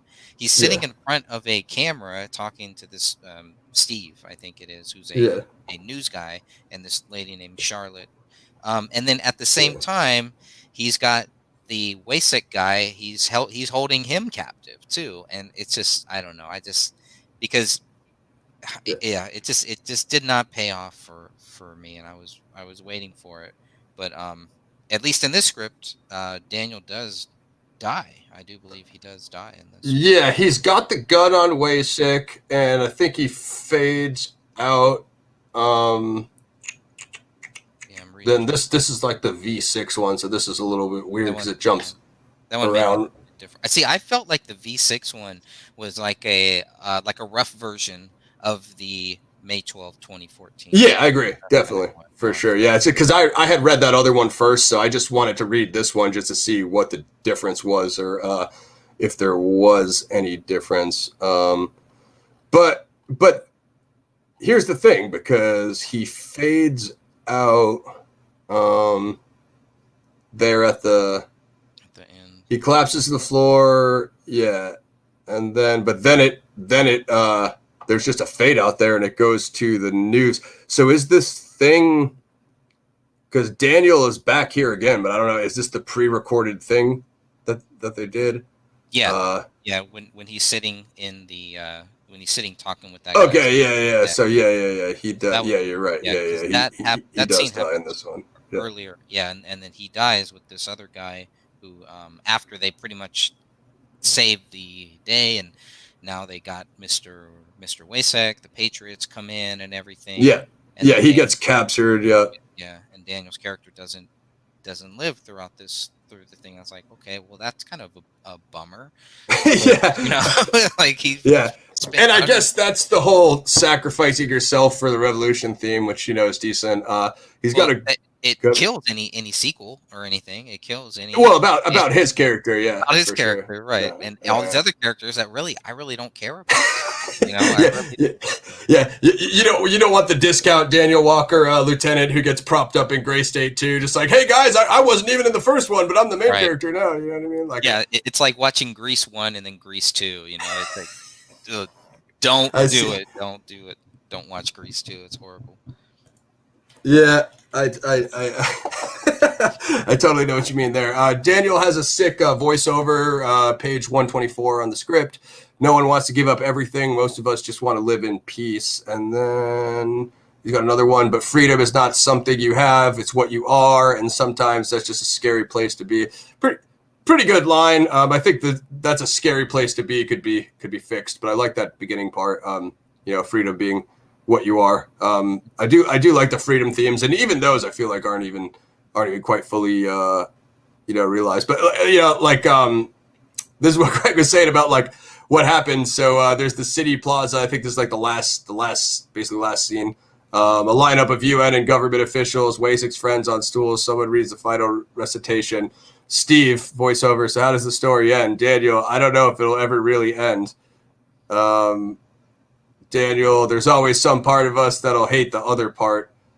And then Jay is apparently still in here, so maybe Gray State 2 was like Jay and Mallory. Jay is the first one of the crowd to leave. Oh, Mallory, John, and local militia leaders pick up her tail back out to their home neighborhoods. And yeah, it's like, this is like the everyone walks away ending. Like this, not what I expected from not what I expected from Gray State. You know what I mean? I just expected something a little bit bloodier. Yeah, it should have been deeper. It should have been more. Yeah, but that, I mean, that's us just kind of picking this whole thing apart, which is, it's unfortunately it was a letdown.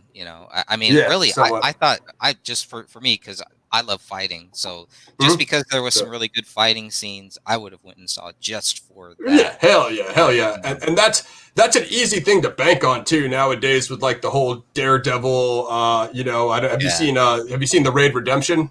Check that one out. I know you like some of that kung fu style stuff. That was probably the past couple decades. It's shot in Indonesia, so it's a totally like it's out there. But man, that is a freaking hardcore movie. They do use weapons and stuff like that, and that's a style of fighting I would have liked to have seen in Gray State, is like a Jeet Kune Do using the assault rifles and the pistols, and just a highly, because that's the thing about.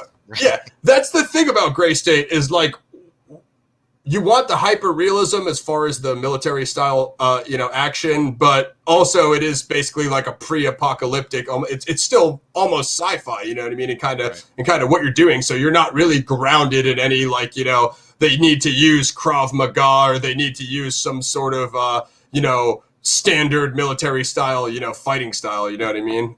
So I think that would have been cool, because, you know what I mean? You would have really seen, almost like, even to bring, have you seen Equilibrium with, yeah, I have. Yeah. So that whole thing they were doing with the tetragrammatons, how they were basically doing like a kung fu with the weapons. Like, I'm not saying to go double down and go all the way that far with it, but like, something approaching that, like having them do like a almost martial arts style with like a John Wick, how it's kind of like fluid, the way he's using the pistol, and then the shots run out, and by the time you've been shooting at each other, you're already face to face, so you're not, you know what I mean? You just go straight to hand. I would have liked to seen that fluidity of the weapons to the hand to hand, and just have it carry over, because that's what you're expecting if the government is throwing never-ending military resources at you. You have to fight through all those waves of, you know what I mean, of enemies. You know what I mean. So that would have been cool. But yeah, the twist with Bowen,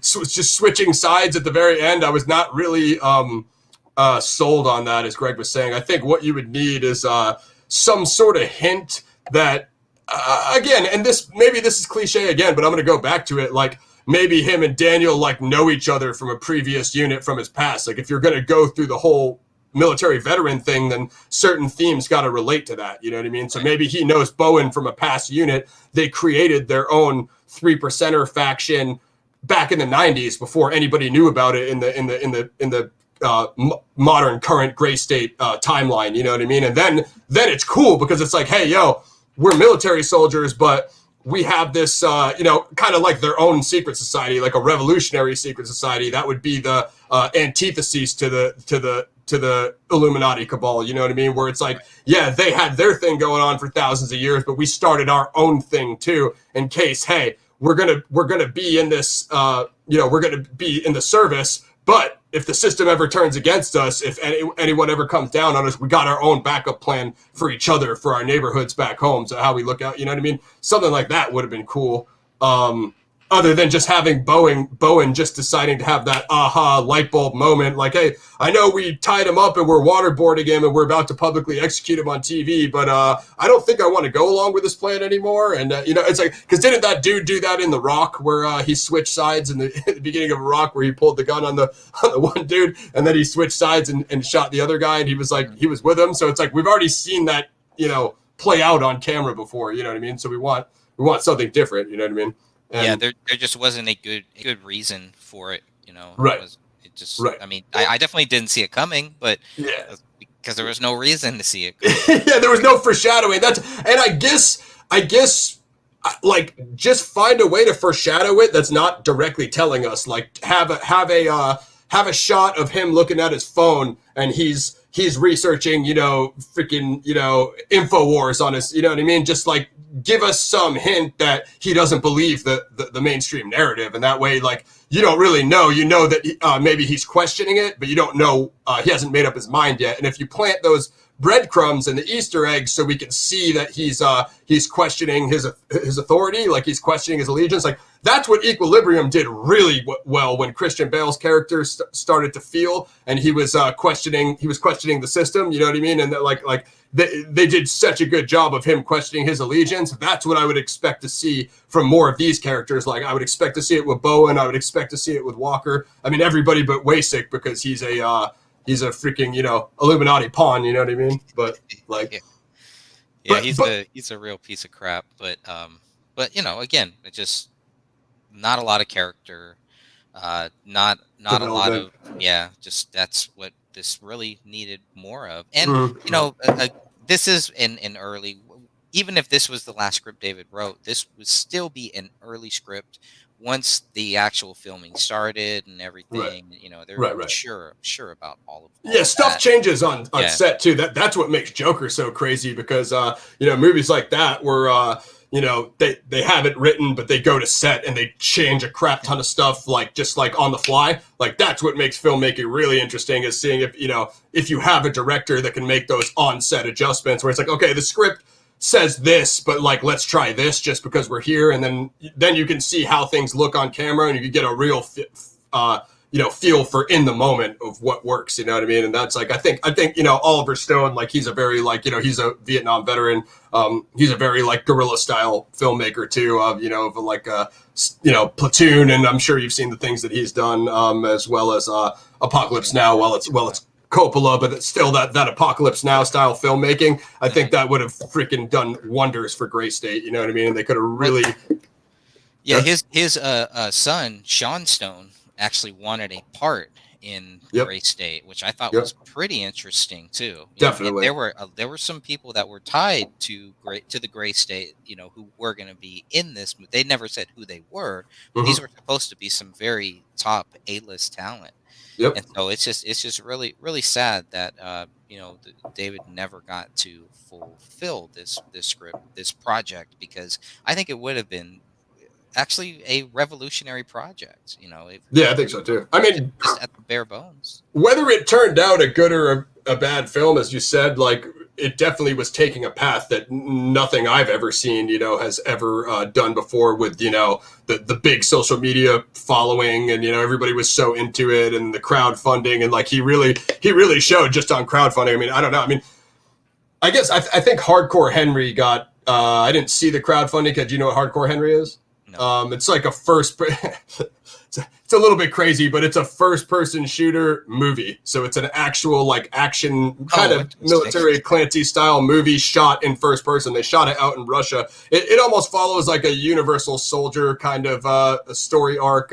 Basically a soldier dude who gets operated on that gets enhanced, and you should check it out. It's crazy over the top. I mean, he fights a tank, but it's awesome. I mean, it's like it's so much more entertaining than you think it would be, because you just think like, oh, a first person shooter movie, oh, that'd be stupid. But then you're just like, I mean, if you're an action dork like me and you just want to see senseless violence, you're like, this is awesome. This is awesome. You know what I mean? But that dude.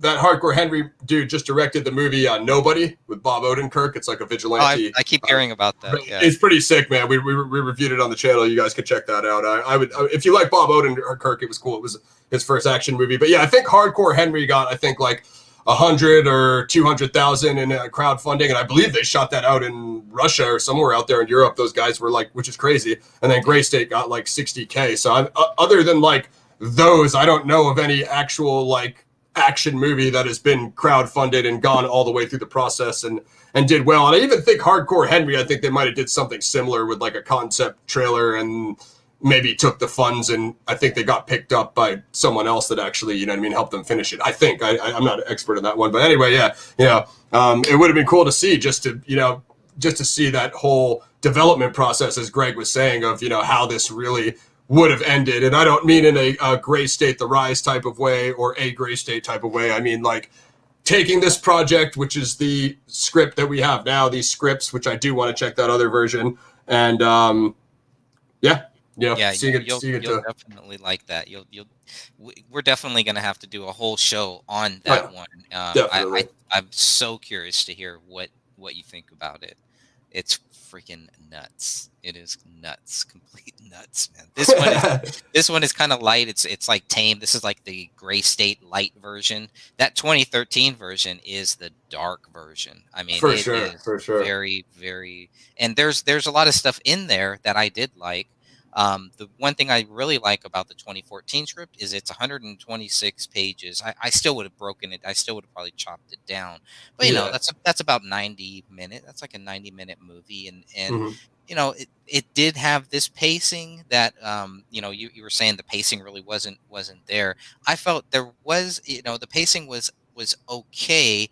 It was just, I don't know. It felt like it never went anywhere, and we needed that big payoff scene.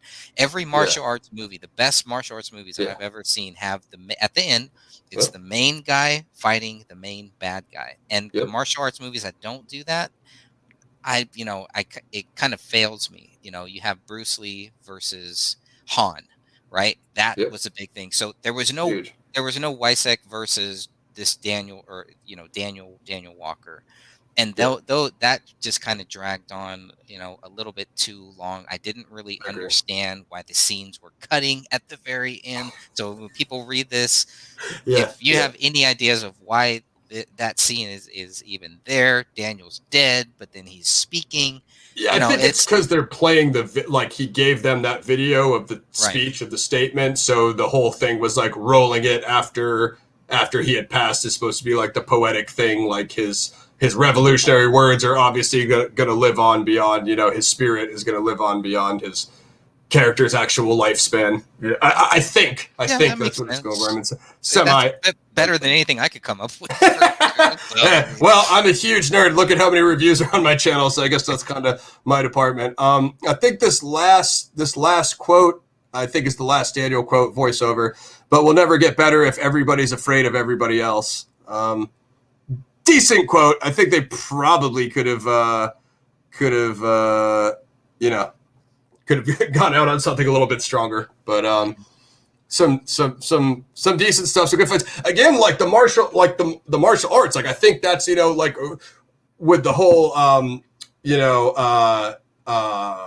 tribal theme and the promos they shot with the tomahawks in the snow. You know, there's really nobody getting scalped, dude. I thought we were going to see some serious scalping, some serious tomahawking, and that, you know, that tomahawk represents, you know, the retribution of what happened to the natives, and now they're coming back, you know what I mean, bludgeoning the system, you know what I mean. So I really expect, like, why didn't Wasik should have got scalped, you know what I mean. Even if Daniel Walker died, John Walker, he was coming in scalping everybody, then should have, like, okay, my son's dead now, and then scalp him, hold up the flap of his, you know, bloody fucking hair follicles, and that's really what I would expect to see I mean, like, isn't the whole thing about, like, revolution, like, violence begets violence, you know what I mean? So you have the system enslaving everybody, and then the 3%, you know, having this uprising. Now, like we said, you're going to have the rise and fall and all that, and the consequences, and you might not necessarily know what's going to happen, but you assume if this tyrant is going around oppressing everybody, and just look at history, you know, World War II or any other example, that, you know, that revolution is going to come back and overthrow him. And, and Daniel doesn't even kill this main villain either. Right. The main villain, the doors open at the end. Yeah. The main villain is there, and these soldiers shoot him. Yeah, he has the gun on. That's the thing. Yeah, he has the gun on him, and he fades out. Yeah, and that's as you were saying. So yeah, the martial arts theme, like with Danny's involvement with the Jeet Kune Do, like what I was expecting to see was like. That's what was so cool about, you know, when Tony Jaa first came out with Ong Bak and the Protector, is seeing that Muay Thai style on, like, whenever you see that new style on, you know, back then it was Bruce Lee, then Jet Li, Jackie Chan did like some drunken boxing style and some different, you know, Wing Chun, different. Dude, I think that's my favorite one from him, dude. The technical style is just so nuts. But you know, hearing that Danny had this Jeet Kune Do background, I think at the very least they could get sick Jeet Kune Do choreographers or a Jeet Kune Do action star. I don't know if one exists, but you could probably find like a medium level guy who could pull off the, you know, I mean, like in name stature, who could pull off the moves, and then you know, basically fighting this new style of hand to hand with the tomahawk, and basically give it that there's kind of like this native indigenous martial art, you know what I mean? And that'd be something different, because how often have you seen tomahawk fights on camera in Hollywood since Last of the Mohegans, if I'm not mistaken, right. Like 1992, you know what I mean? So yeah, it's been about, you know, 3 decades. So that would have been freaking crazy, dude. Like him just mowing people down with the tomahawk, and then, like you said, getting to Wasik, and then I think Wasik should have a martial arts background. He should be like a Vladimir Putin. Doesn't Vladimir do like a BJJ or something? So he should, a Krav Maga. So boom, there. Like, that's what makes Spartacus so good. Is have you seen Spartacus on Stars? Is like he fights like the Roman generals, and even though that they're like 55, they're like these jacked, ripped, like European guys. And you know, that should have been Wasik. Like, we want to see him as the Vladimir Putin with the martial arts background, and then he brings, you know, the Eastern European style Krav Maga to Daniel Walker's Jeet Kune Do with the tomahawk, and they fight with a Rambo knife, and I'm sure he scalps him or something. Anyway, do you guys want me to rewrite the whole thing, or what Please do. Here, so? It sounds like we really need to get you on this here. I mean, you know, it is sad that this movie will never be made. Now, I do think that there is still a possibility if we can get it proven, you know, if there can be some documentation or something to get the case reopened, to get the case re-examined, or to where even just in the court of public opinion, people understand that, you know, David Crowley is not guilty. There's no proof that David Crowley killed anybody. And then maybe somebody can take this script and do something with it, because there is a lot of good stuff here. And if you take all of these scripts and just take some of these concepts, and maybe even take some of the real stuff that happened with David Crowley too, man, you got a hell of a story here. Hell yeah, I agree. No, I totally agree. It's I think the real shame is, like you said, is how things turned out, and the fact that the script got put on ice, and then this project that had all of this momentum behind it got iced. And even as you said, if it's not going to be a feature film, or a long format TV series, long form format, then I would at the least like to see like just someone take the written material and just draw it out in, you know, concepts as a graphic novel, comic book, or a graphic novel, or I think honestly, Gray State would make a sick video game if it was like a Tom Clancy Splinter Cell style. You know, COD is so big now, and you know what I mean. Like just, you know, a military shooter, I think would be, you know, if that's just a way that's like, okay, you don't want to actually hire actors and shoot live action with cameras. You just get a bunch of sick voice actors who are already, you know, known guys, like, you know, Batista and like that. Then you just get some famous voices in the game, and then it's still a cool way. Like, okay, you got the big names, but you don't really need the, you know, $50+ million budget to shoot the sci-fi military, you know, conspiracy thriller. You know what I mean? Right. So that's right. I like but yeah, it's a good idea. yeah. I mean, I like I said, I would do it differently if I were. I really think that I could take a lot of these same concepts and kind of rewrite my own version. I think I would keep like the revolution and the uprising and stuff. I would probably lose Osama bin Laden and the, you know, of course you would have that whole Tom Clancy military industry complex thing, but I think I would do it differently. What David talked about on the interview with us is, you know, the Gray State universe being able to support reptilians. If you follow the work of David Icke and Jordan Maxwell and the reptilian aliens, I know that gets ripped on a lot on the internet, but that's really what I wanted to see is the line blurred, and just for it to go all out into the conspiracy end, because there's no reason why you need to keep it grounded in realism. It's still just a sci-fi, you know, like They Live. Okay, let's say They Live is like the deep end. You know what I mean? You don't have to quite go all the way that far into it like John Carpenter, but you know, you could have left some hints to it, like, you know, what's going on, and is anybody watching these events playing out on Earth? Is anybody watching from out there? You know what I mean? Like what's good? Yeah, well, I'm not going to spoil the 2013 script, but I think you're really going to like it. There's some elements for sure of what you're talking about. There's some elements of that in there. Yeah, for sure. And again, you don't have to like go deep on it or double down on it. You could just leave some like open, you know, Indiana Jones style. You can leave some open-ended hints to it. But yeah, that would be the line that I would be teetering on, is to like the line between realism and just going all out and making it ridiculous with some reptilians. But I think there's a lot that I would do differently. I still think it could be a lot more focused, but I do like the tribal stuff. I think that should stay. I think that's probably something I would keep, and I would do it a little bit differently to try to drive that point more home.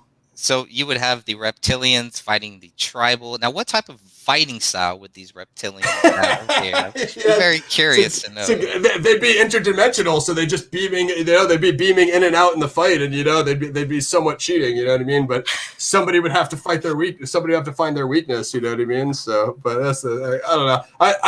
I do have some notes plotted out for a feature that is just kind of like a completely unhinged dystopian type thing. It's not grounded in realism in any facet, but it's a similar dystopian type thing, and then it does have like, you know, reptilians and all that stuff, but it's just basically more of a, I don't even know how I would describe it, but it's like just an alternate, you know, kind of dystopian totalitarian America that just kind of focuses more on like military and mercenary type stuff. You know what I mean? That's it. There's definitely more Shakespearean.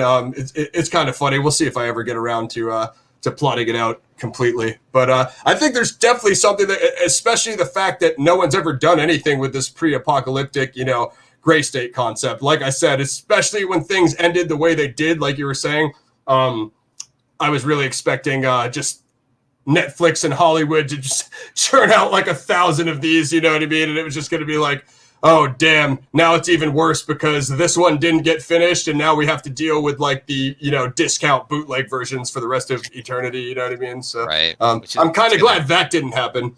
It may have. I mean, I have seen some film covers that I'm like, oh, that looks like David. I don't know if you've heard of the movie called Captive State. Yes. I think we were talking about that in the group. Yeah, so I still haven't seen it, but I really want to see it. I haven't seen it either. But it's there's a short story called Gray State, Grey, state. And that does touch on beings from other planets and stuff like that. So, but yeah, nothing like what David was doing. David was grounded. This story, this script is definitely grounded. And so it has the potential to really let people know this could happen. Everything David Crowley is talking about in this stuff, this could actually happen if we're not already in it at some level, which I kind of think exactly. And that, you know what? That's what's crazy is the art imitating life of like all the Snowden stuff coming out, and then like we were saying, like the Black Lives Matter and the protests and the civil unrest, and just like man, it was especially what was crazy about it is at the time how they were following along with the gray state development was they were doing those posts. You know, they were doing like YouTube posts and the stuff about Gray State: The Rise and how it was basically following that realistic source material. And that's what made it so insane is nothing has ever followed current events in that way. At the same time, we're developing our film, which includes all this stuff, you know what I mean? Which was definitely interesting. And as you said, it kind of became more relevant over time, you know what I mean? With the Snowden stuff and then current events and the political campaigns, just everything that has come out between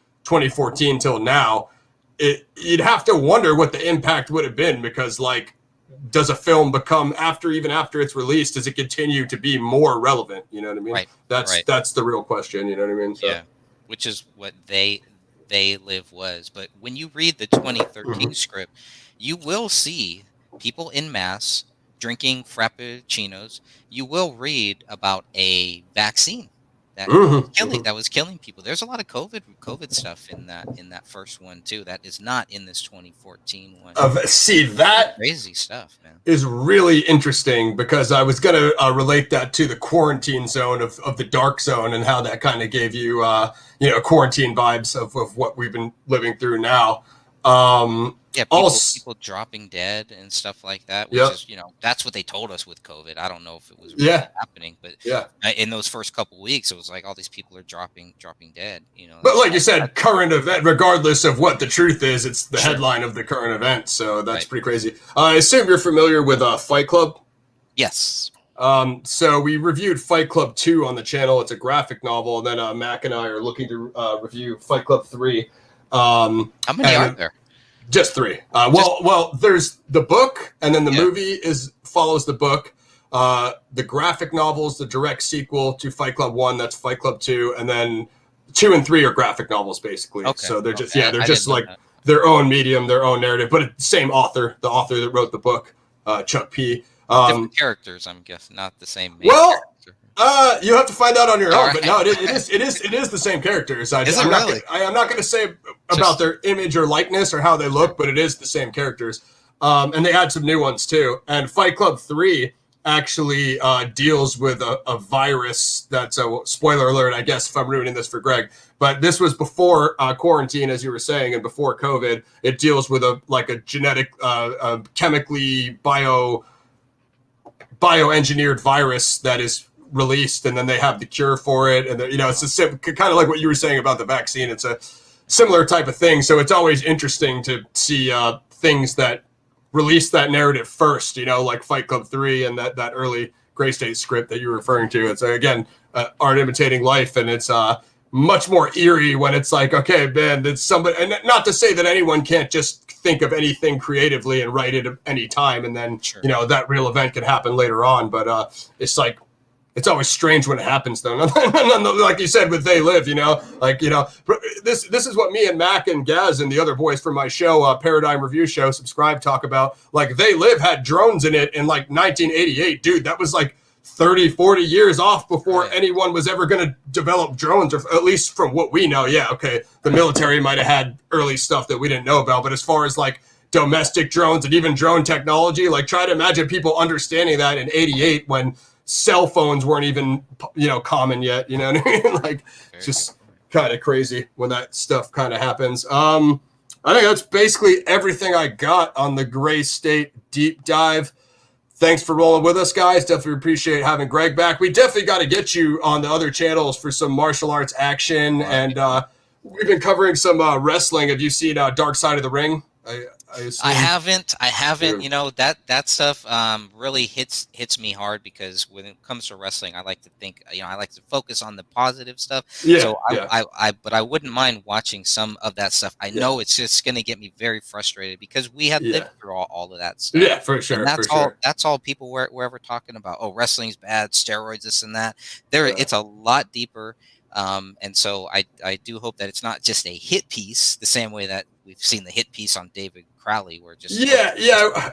crazy. I wouldn't say it's a hit piece, but again, I really like that director, Jason Eisner. He did a Grindhouse movie called A Hobo with a Shotgun. It's just like a ludicrous Grindhouse movie, vigilante movie. It's just totally unhinged, but it's awesome. It's got like guys from Trailer Park Boys in it and stuff. But that director is awesome, and yeah, I wouldn't say it's a hit piece, but as you said, if you were a hardcore '80s, '90s wrestling fans, it covers some heavy stuff, as you said, like living through it and then not wanting to revisit that. I could totally understand, because there are a lot of deaths. There's like Bruiser Brody, Owen Hart. There's in-depth deep dives into all those stories, and you learn a lot. I was kind of like a casual fan. I do, I like Piper and Warrior and Hogan, all the classics. But man, there's depression, there's drug use, there's deaths, there's murder, there's deals gone bad, there's double crossings. Like there's all the behind the scenes of the wrestling industry, and I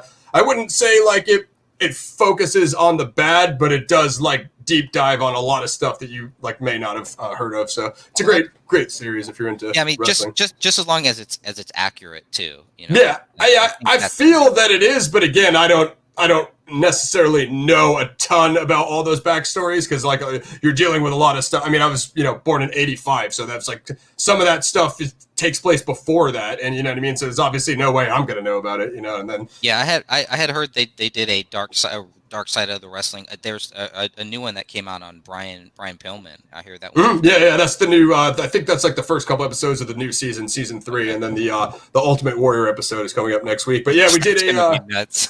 Dude, I can't wait. But we did a review of season 1. You guys can check that out on the channel. Like, sub, share. Shout out to everybody in the group. Justice for David Crowley. Go join that group. I hope you guys enjoyed this Gray State script deep dive. We definitely want to come back for the other version of the script, and I'll cover that hopefully with Greg. You can get his book. Check him out on the website. I believe we do have the links for you and Dan's site and the links on my site. So make sure to subscribe to these guys and follow you. Any other links or your book or anything else you want to plug before we go? No, I think you can you can go to thegraystage.wordpress.com. You can download the free PDF right now. I am working on either a part 2 or maybe an extended. But from there too, from the website, if you want a physical copy, you can also get a physical copy for $15-20 or something like that. So absolutely.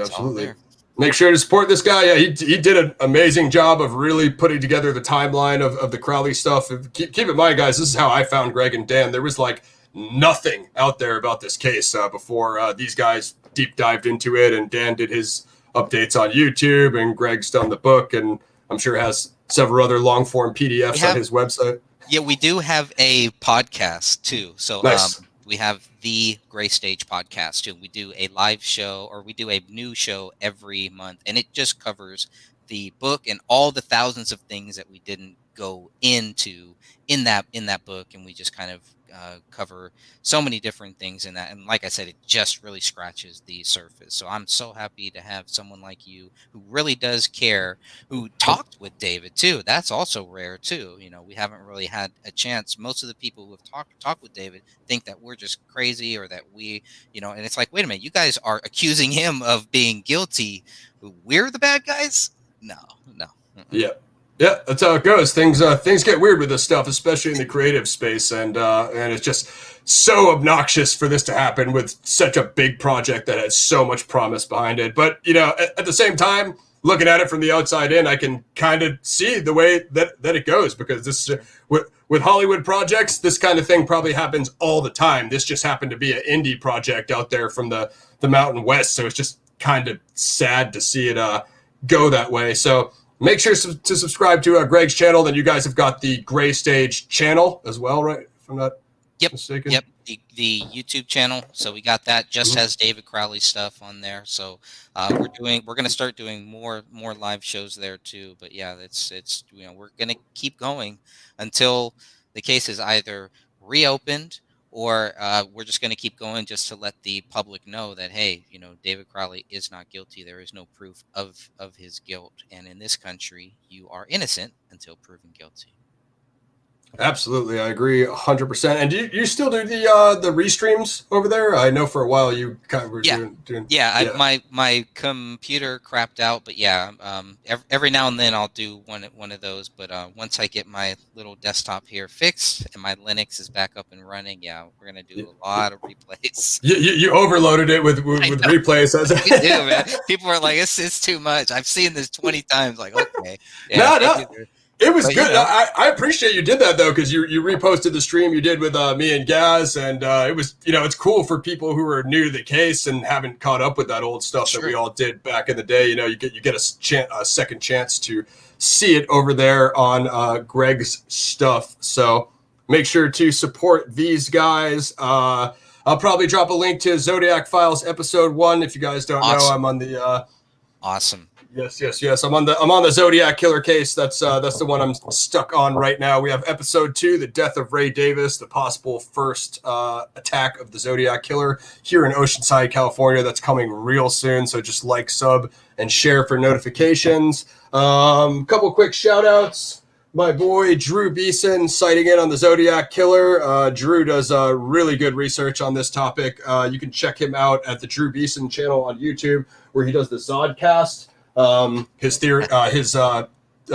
suspect is Don Cheney, the friend of Arthur Leigh Allen. So he does a lot of cool stuff. He also does DB Cooper and UFOs and paranormal. We talk a lot of one day I need to get a super show with all you guys, Greg, Drew, me, and we're just gonna completely go unhinged on UFOs and paranormal and just see how deep the rabbit hole. We'll get the dream team together and we'll just do one big super show. So I think that's all I have for you guys. But there's no other in-depth discussion of the Gray State script on YouTube. So I wanted us to do a deep dive and hopefully answer some of these questions of where can I see it or I saw it.